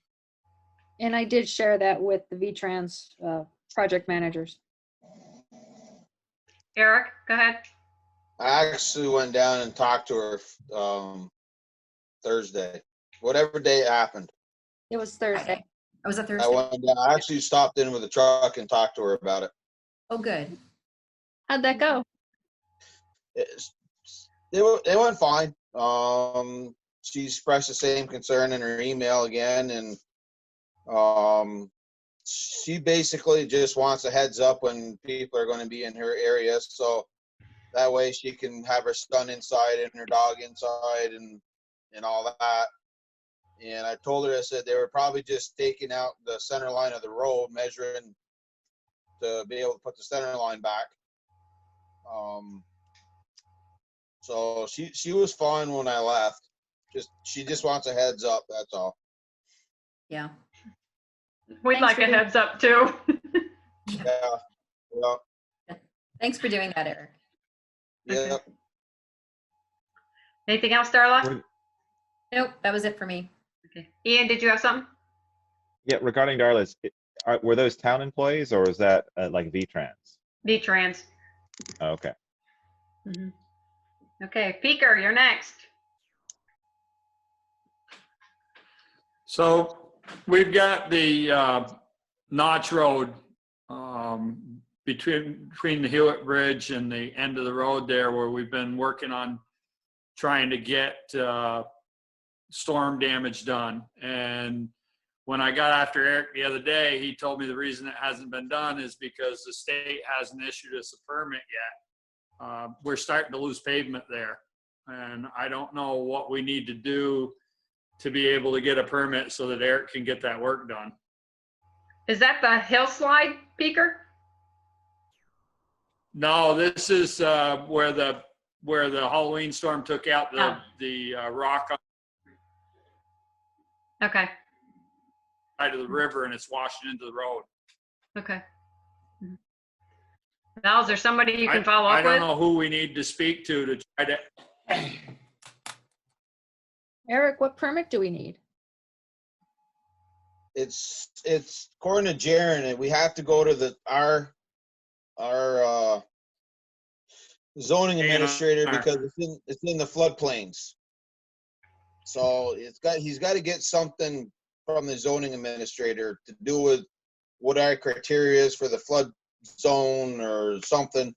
So I emailed everything to Chris from what Jaren sent me that he needed. And Chris was supposed to be working on it today to try to get something emailed today. I don't know if he did it, if he finished it or not today. But So that's what Jaren's waiting for. it's just a local permit, it's not a state permit? I need a state permit from Jaren, but Jaren needs something from the town's Okay, zoning to do with floodplain, our criteria or something, I guess. yeah. So he needs Okay. that before he can issue the permit. Okay. And Jaren is the state stream alteration engineer. Well, when he Yeah, said Jared, I I've thought he been- was talking about somebody, one of his employees. Right. Oh, and I've been in contact with him for about 2 months now Mhm. to try to get a permit for that down there. So Val, can you follow up with Chris? Yeah. Make sure we get that done. Eric, could you forward me what you sent? Yeah, because Eric, did you hear that? Yeah, I can forward. Peeker was starting to talk, so I was going to wait. Mhm. But yeah, I can forward what I sent to Chris. I can forward it to Valerie too. Okay. Thank you. Peeker, go ahead. it's just that if we don't get that permit, we can't get the FEMA money for it. That's the only thing. And I just don't want to run out of time and end up having to do that on our dime. We got Okay. until I think it's July 31st of next year, I think, Peeker, to complete the work. So we got over a year to complete it. So hopefully we can get a permit before then. But it And also, Okay. did Chris, you for the road. look into the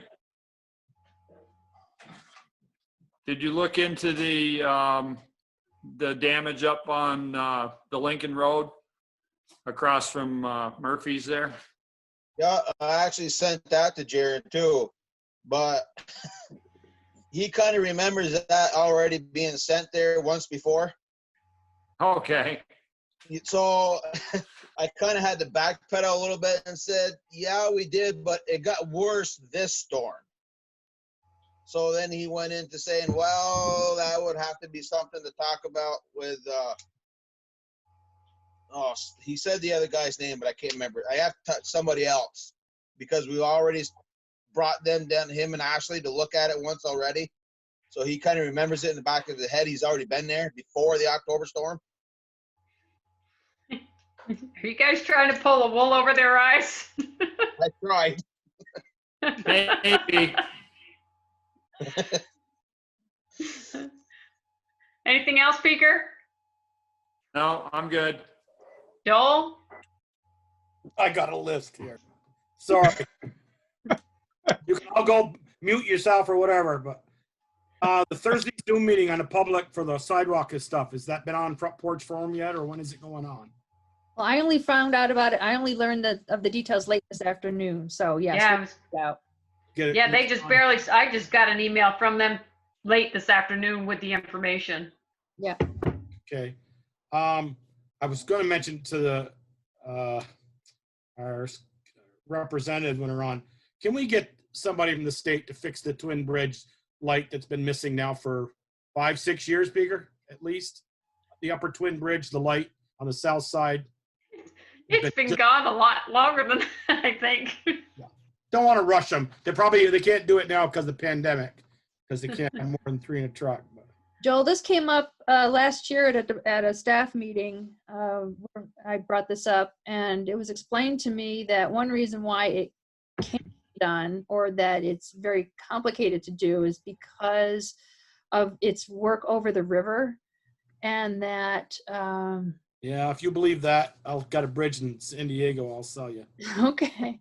Well, that's what We we're. got two right here. They have a basket truck. They inspect the bridges. Why can't they put that? We've heard that for 10 years. That has been gone. If Peaker hadn't suggested that we have lights on the bridges like we did on Main Street, we probably wouldn't have that trouble. I think they look good. I think they ought to be repaired. Why did they take it down? Who knows? Who knows? Hit it. Why do they? Eric, I had a lot of complaints on North Street this year from after you did the nice paving job from where? From Main Street really all the way up through, of why we treated North Street like a road out in the town when we put a foot wide gravel or stone down. And a lot of people complained that all that stone did was get on their lawns all winter, all spring, because we plowed it right off after the curb from Fitch Avenue North. All that stone went right out on their lawns, and they were wondering why we had to do that area in stone, that 1 foot edge. Had a lot of complaints on that. Eric, I see you fixed the River Road slide. How did that? Was that a lot of trouble? River Road. Oh, yeah, it happened last fall, and so when the snow and stuff melted, I took a bucket of dirt up and filled it in. Okay, and then we visited 18 months ago, almost 2 years ago now, the slide in the upper notch, when you were talking about Ashley and the slide in the upper notch, and we were going to get back up in there and try to apply for some more money or something. Where's that at now? Remember the slide that Masterson fixed, and we got a grant, and now it's slid again, or it slid up above. Basically, yeah, it's the same thing. You got to apply for a grant or see if you can get somebody up here with an excavator to shave that back. Okay. And the last thing, when we talked about the 4th of July, canceling it, have we heard anything about Bristol Band starting up? Has anybody heard about the Wednesday night Bristol Band concerts? They usually start first part of June. Facebook I saw. Let me see if I can find it.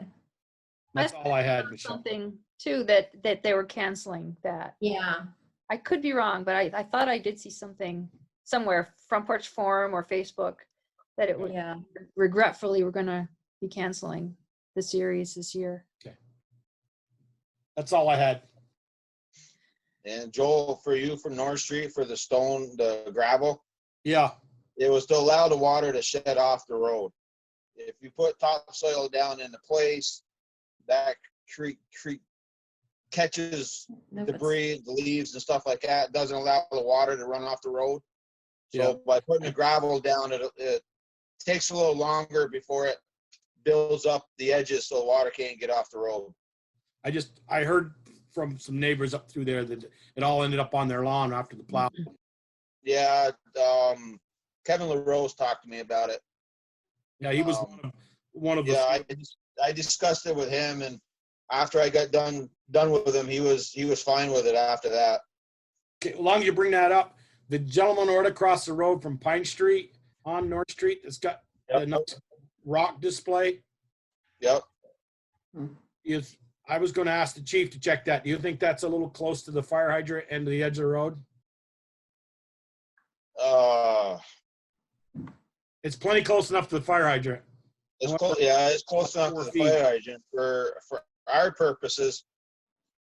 Have you seen It's that? not really in our way, except for in the wintertime, if we have to push snow back, if we have to push the banks back, we'll get into it. But I mean, I can go talk to her tomorrow. I mean, no, I was worried more about that hydrant. He's got about 3 rocks stood up there, just about 4 feet from that hydrant. Yeah, I can go, if you want me to, Joel, I can go talk to him tomorrow about the hydrant. I'm only one of 5 here, so I don't want to, I think everybody ought to just go take a look and see what they think. Okay, I can do that. We can discuss it. Yep. It's a big pressing matter. Okay. Valerie? On the upper notch slide, Eric and I talked about this a few times, and I think one of the things that's still out there is you talked about pylons needing. Yeah, driving pylons in. And are we waiting on a cost estimate for that, or is there some reason why we haven't been prepared to submit a grant application?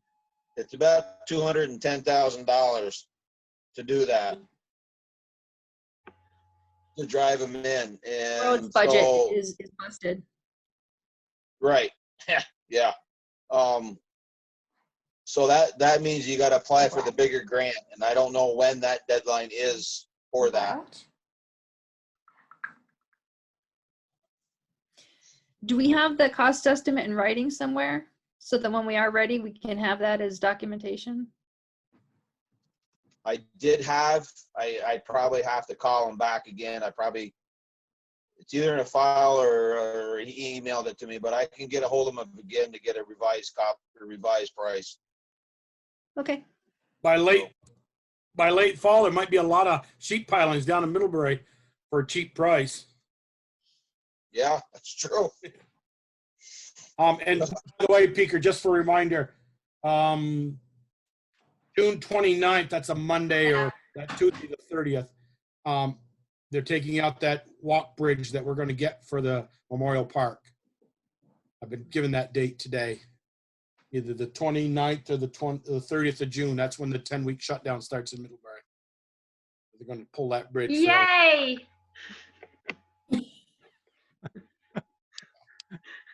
Ian, you're up.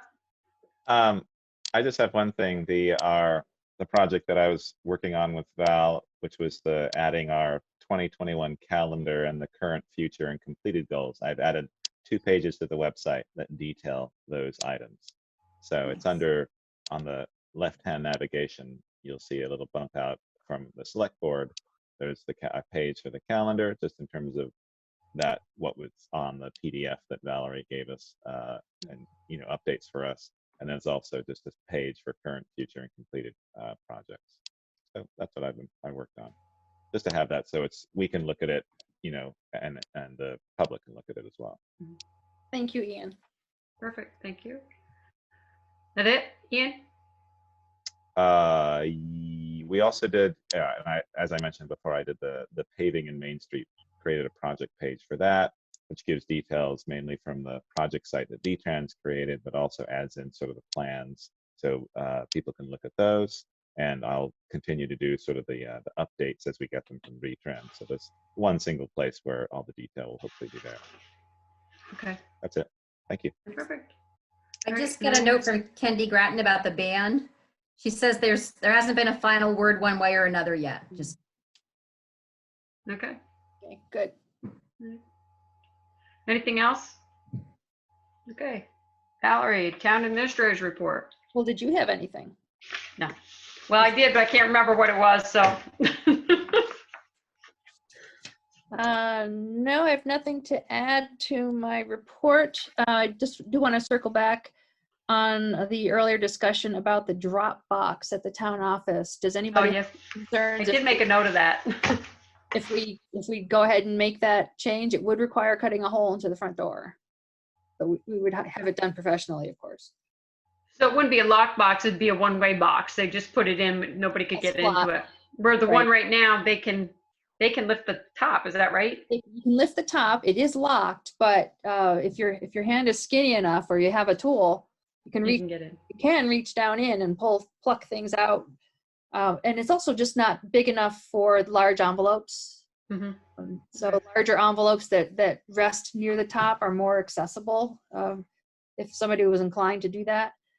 This way, it would be a larger box. It would be behind the door, and it would be more secure. And it could be accessed and emptied from the inside. Okay. And Joel? Unit itself is a little over $100, I think, maybe $150, and then there'd be a small cost to hire somebody to install it. Okay. Go ahead, Joel, and then I have something I want to ask. Valerie, do you want me to look in my bank magazines and stuff and more of a, I think you probably, if you're going to get serious about a thing on the door, maybe you have something off to the side of the door that cuts into the wall that's like a real night drop. And like, just a thought. I can price it out and look around and send you some before you go and order something for the door, because it will make the door heavier. I mean, if this unit's not very heavy, then it won't, but just a thought. And it will, it could possibly with the door, well, that's a cold area anyway, right? It doesn't have a heater in that vestibule area. Right. So I wouldn't worry about that getting heat and cold in there. I just look around and I have a magazine at work that could show me some night drop things. Okay, sure. I'm sure we'd be open to. If you give me a couple of days, I'll send you something. Okay, but in concept, the select board is okay with us making that adjustment? I'm okay. Okay with Super. Yeah. Joel, did you get a chance to look at the trash cans in Middlebury? I did not, Michelle. I have not. Okay. So, I think next time I'm in town, I'll try and get a picture and send it to you so you guys can look at them. Since they're starting on tomorrow or Wednesday or whenever it is, did you guys decide what's going to happen with the trash cans that are along the sidewalk there? Are you just going to push them back? What's been decided about them? I think they can just be. Know that it ever came up. I mean, I think they can be pushed back. That there are two of them are on the grass, which won't be moved because that's already area that's already been done. There's one by the bank, which could be moved to that little triangular spot by that entry road between the bank and Tandem. There's one over by Art on Main. Right, Art on Main. So that could be pushed back to maybe the sidewalk right there, or the brick sidewalk area to the left, or to the right of the Art on Main building. We could just tuck that in there. And then the only other one is on Main Street is the one by Melissa, which is already in an area that's already been done. So I think, I think we just have to move two of them. Okay. All and right. they'd still be pretty accessible. Other business, anything else, Val?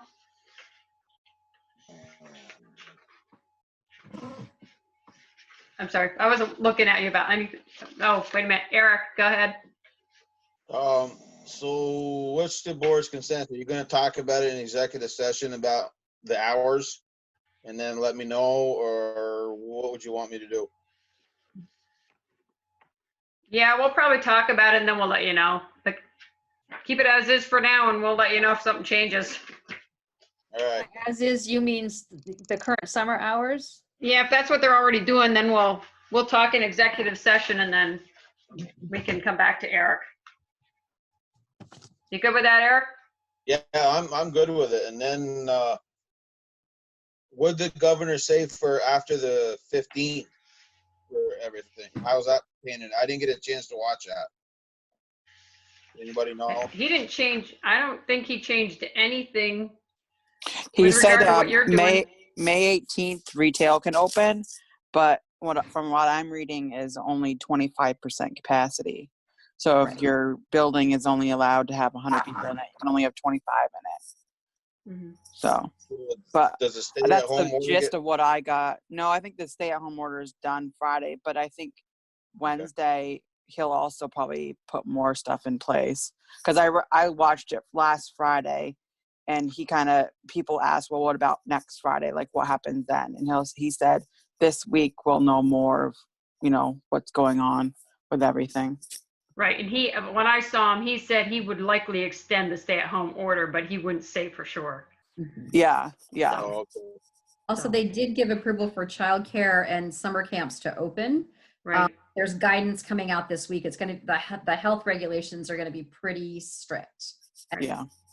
I believe they can only be in groups of 10, and that includes, it's not like 10 kids and then the staff, that includes staff. So, but there'll be regulations coming out. I heard yesterday, I heard tomorrow, and then at the end of the day, I heard Thursday. So sometime this week. Mm-hmm. Okay. I mean, Okay. Valerie, go ahead. I just want to draw attention under other business correspondences. We did get a letter today from Ron LaRose following up the select board's discussion about Memorial Day. I emailed that out earlier this afternoon. It only came today.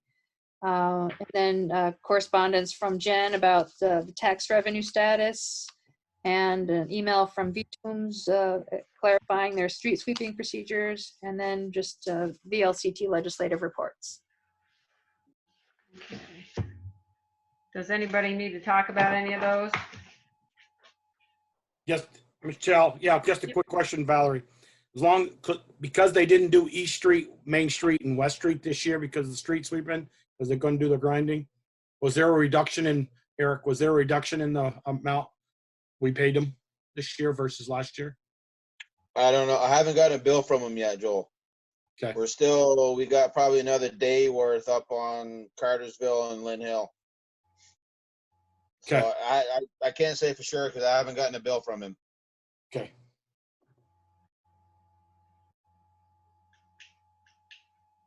So regarding the stay at home, regardless of what, and this is my opinion, but there's a lot behind it, regardless of what the governor starts, as we start to open up, we're still in the same amount of danger that we are before. All we've done with staying at home is slow the transmission of the virus down.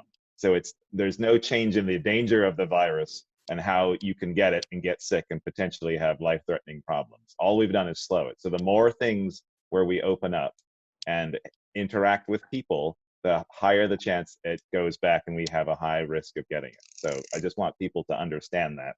And I'm sure you all do, but I just wanted to reiterate that. It's regardless of being closed down, it doesn't mean the virus has gone away. It's still in people that haven't been sick or haven't gotten sick yet, or haven't been sick and can still transmit it. And the more that we move and interact with people, the higher the chance we have of getting sick. So I just wanted to say that. So I did want to comment on Mary's question about retailers and requiring to wear masks. I happened to be in the co-op today, and they actually require masks and gloves. You can't go in there without wearing both. I mean, they offer you at least gloves as you walk in the door. So, I mean, the question is, if they require them to wear them, do they have to supply them? If they make that requirement. So. Well, I mean, they often require you to wear a shirt, and they don't offer up a shirt. So I don't know. You have to. Wow. I mean, I don't know. I don't mean that to be flip. I really don't. I'm saying that, Right. surprising coming from me, but I just wonder about the logic of that. I don't know. Yeah. I mean, I think they can require whatever they want. It's their business. I mean, Right. Costco's doing the same thing. I was there Right. weekend. Mm-hmm. Right. So Martin's I mean, in actually requiring you to wear a mask. What's that, who is Eric? that? Martin's is requiring you to wear a mask and hand sanitize before you go in the building. Yeah. Yeah, and I'm quite impressed at how that they did that. Bristol Beverage, I've been in there a bunch of times, and half the time I go in, there's half the people are not wearing masks. Like all the staff and Adam are wearing masks, and they have signs on the door, but because it's not a mandatory thing, it's like highly recommended by the state. It's tough, and because he now has like the Vermont liquor store, I know that if he tries to enforce that, you're going to have people who question that because it's not mandatory. And so I think each business has to do their own thing, but I agree with Mari. I think businesses should, if they can and if they want to do that, they should say, you should wear a mask. I think that's a good Okay. thing to do, because it's more danger to the employee than or the owner than it is because the randomness of how many people might come into their store. So Well, and as we look at, some of these public events that might be coming up, it's the liability that as we approve things as a town, if we do, right. that's how I believe we approached the last question of a public event was, what is the responsibility of the town and what could the liability be? Right. Which is why I brought up the July 4th. And since Diana talked about that in our meeting earlier today, it is our responsibility to do that. I think it's, yes, you are relying on other groups to make the right decision. And Ron sort of brought that up in the email or the letter that he sent today. But it is our responsibility to look at a bigger picture of that. I don't think it was questioning his integrity or what he may or may not have done. I don't think it was anything to do with that. It was just sort of, this is a very new thing, and we have to sort of make decisions, months in advance. And we've already seen a number of events like Festival on the Green and Pocock Rocks and things like that have been canceled because, it was just the right decision to make, even though it was an early decision. But it's still, since we're still at 10 groups of 10, I feel it's going to be very, I don't think there's a chance that you have thousands of people grouped together in just a couple months. But I don't think we need to make a decision now, but I think we should make it earlier rather than later. Well, I mean, 3-Day Stampede got canceled them, and Yeah, they have the right, same amount of exactly. people. So, and they're the end of July. Right, and they made that decision themselves. Right. I think waiting is just, yes, everyone wants this to happen. Everyone wants to be out and celebrate with any event that they want to go to, but we also have a responsibility as the town to make those decisions as well. Right. Go ahead, Valerie. So given all of this conversation and the fact that town office is still going to be closed to the public until further notice, I believe the folks in the other departments are still planning to continue with the work from home protocol until we receive other guidance. And then the other question on my mind is, at what point does the select board come together again in a physical space? And I haven't seen anything about that being talked about among other towns yet. I subscribe to different listservs, and that hasn't come up yet. I mean, this seems to be working, so I mean, unless there's some issue, I don't see a problem with this continuing it for now. Does anybody else? I mean, we've had. I have to say I don't care for it, but it's what we have to do now, and it's working. Mm-hmm. Well, although they'll have to say tonight was probably one of the worst with all the lag time. It's like, right. Yeah, I mean, I agree with Peter. I mean, I like to be in person, but it seems to work and get us done. And I did want to comment, Ian, you talked about Ron, and we certainly were not questioning his integrity and what the discussion was that we had, No. I know he totally thinks about people and the safety and everything. So, I hopefully, he'll understand it had nothing to do with him and his integrity. It just had to do with what we thought the responsibility of the town was. Right. Right. And it was a long discussion just because we were sort of just talking things through, because we hadn't encountered something like this before in terms of thinking about an event in this way. Mm-hmm. Right. And we knew we were probably going to have this discussion for other events coming up. So. Right. Exactly.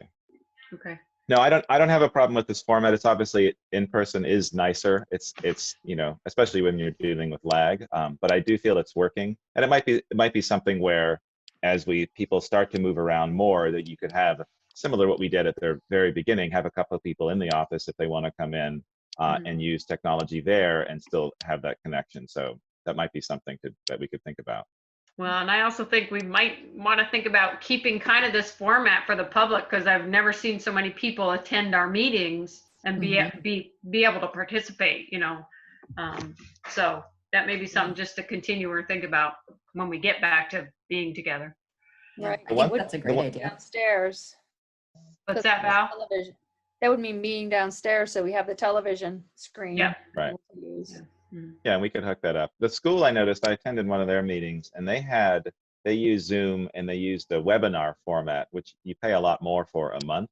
But it was kind of handy because it allowed a certain number of participants who could all share their screen. Everyone else was a sort of a viewer that came on with just audio only, muted.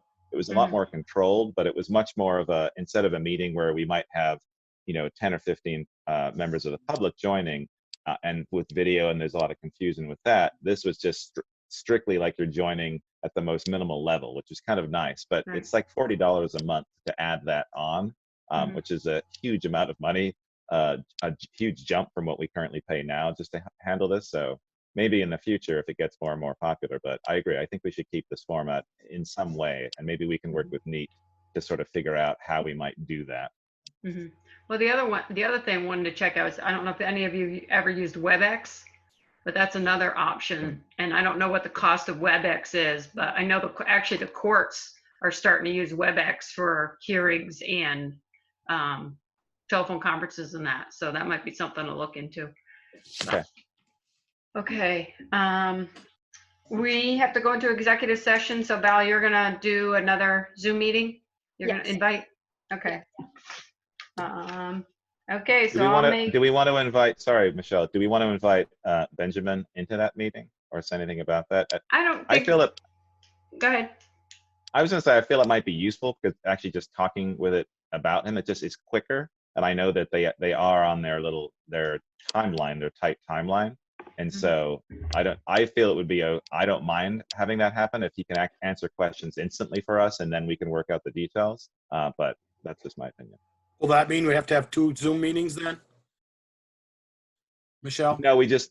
We also got him in. We also got Bruce, I believe, with some personnel matters that we don't want Benjamin to be in. So we'd have to have 2 passwords and 2 Zoom IDs. Well, no, what we could do is discuss the personnel matters with Bruce first, and then we can let Bruce know and invite him in, give him the contact information afterwards. But I think if we're going to do that, Ian, let's talk about the contract and Kevin's response first before, so that we can formulate questions. Yes, absolutely. Okay. All right. So we have contract negotiation and personnel matters, right, Val? Correct. Okay. And so we're going to invite Bruce in, and then also Benjamin. Okay. Ian, can you email or text me those 2 things? Yep, will do. I want to get through my phone. Valerie, I'll get it tomorrow over the mountain. I'll make a motion that we enter executive session to discuss contract negotiations and personnel matters for 1 VSA, section 313, and we're going to invite Bruce Nason in, and who was the other one? Benjamin Marks. Benjamin Marks, if we need to. Somebody want a second? Second. Any discussion? All those in favor? Wave. Any opposed? Okay.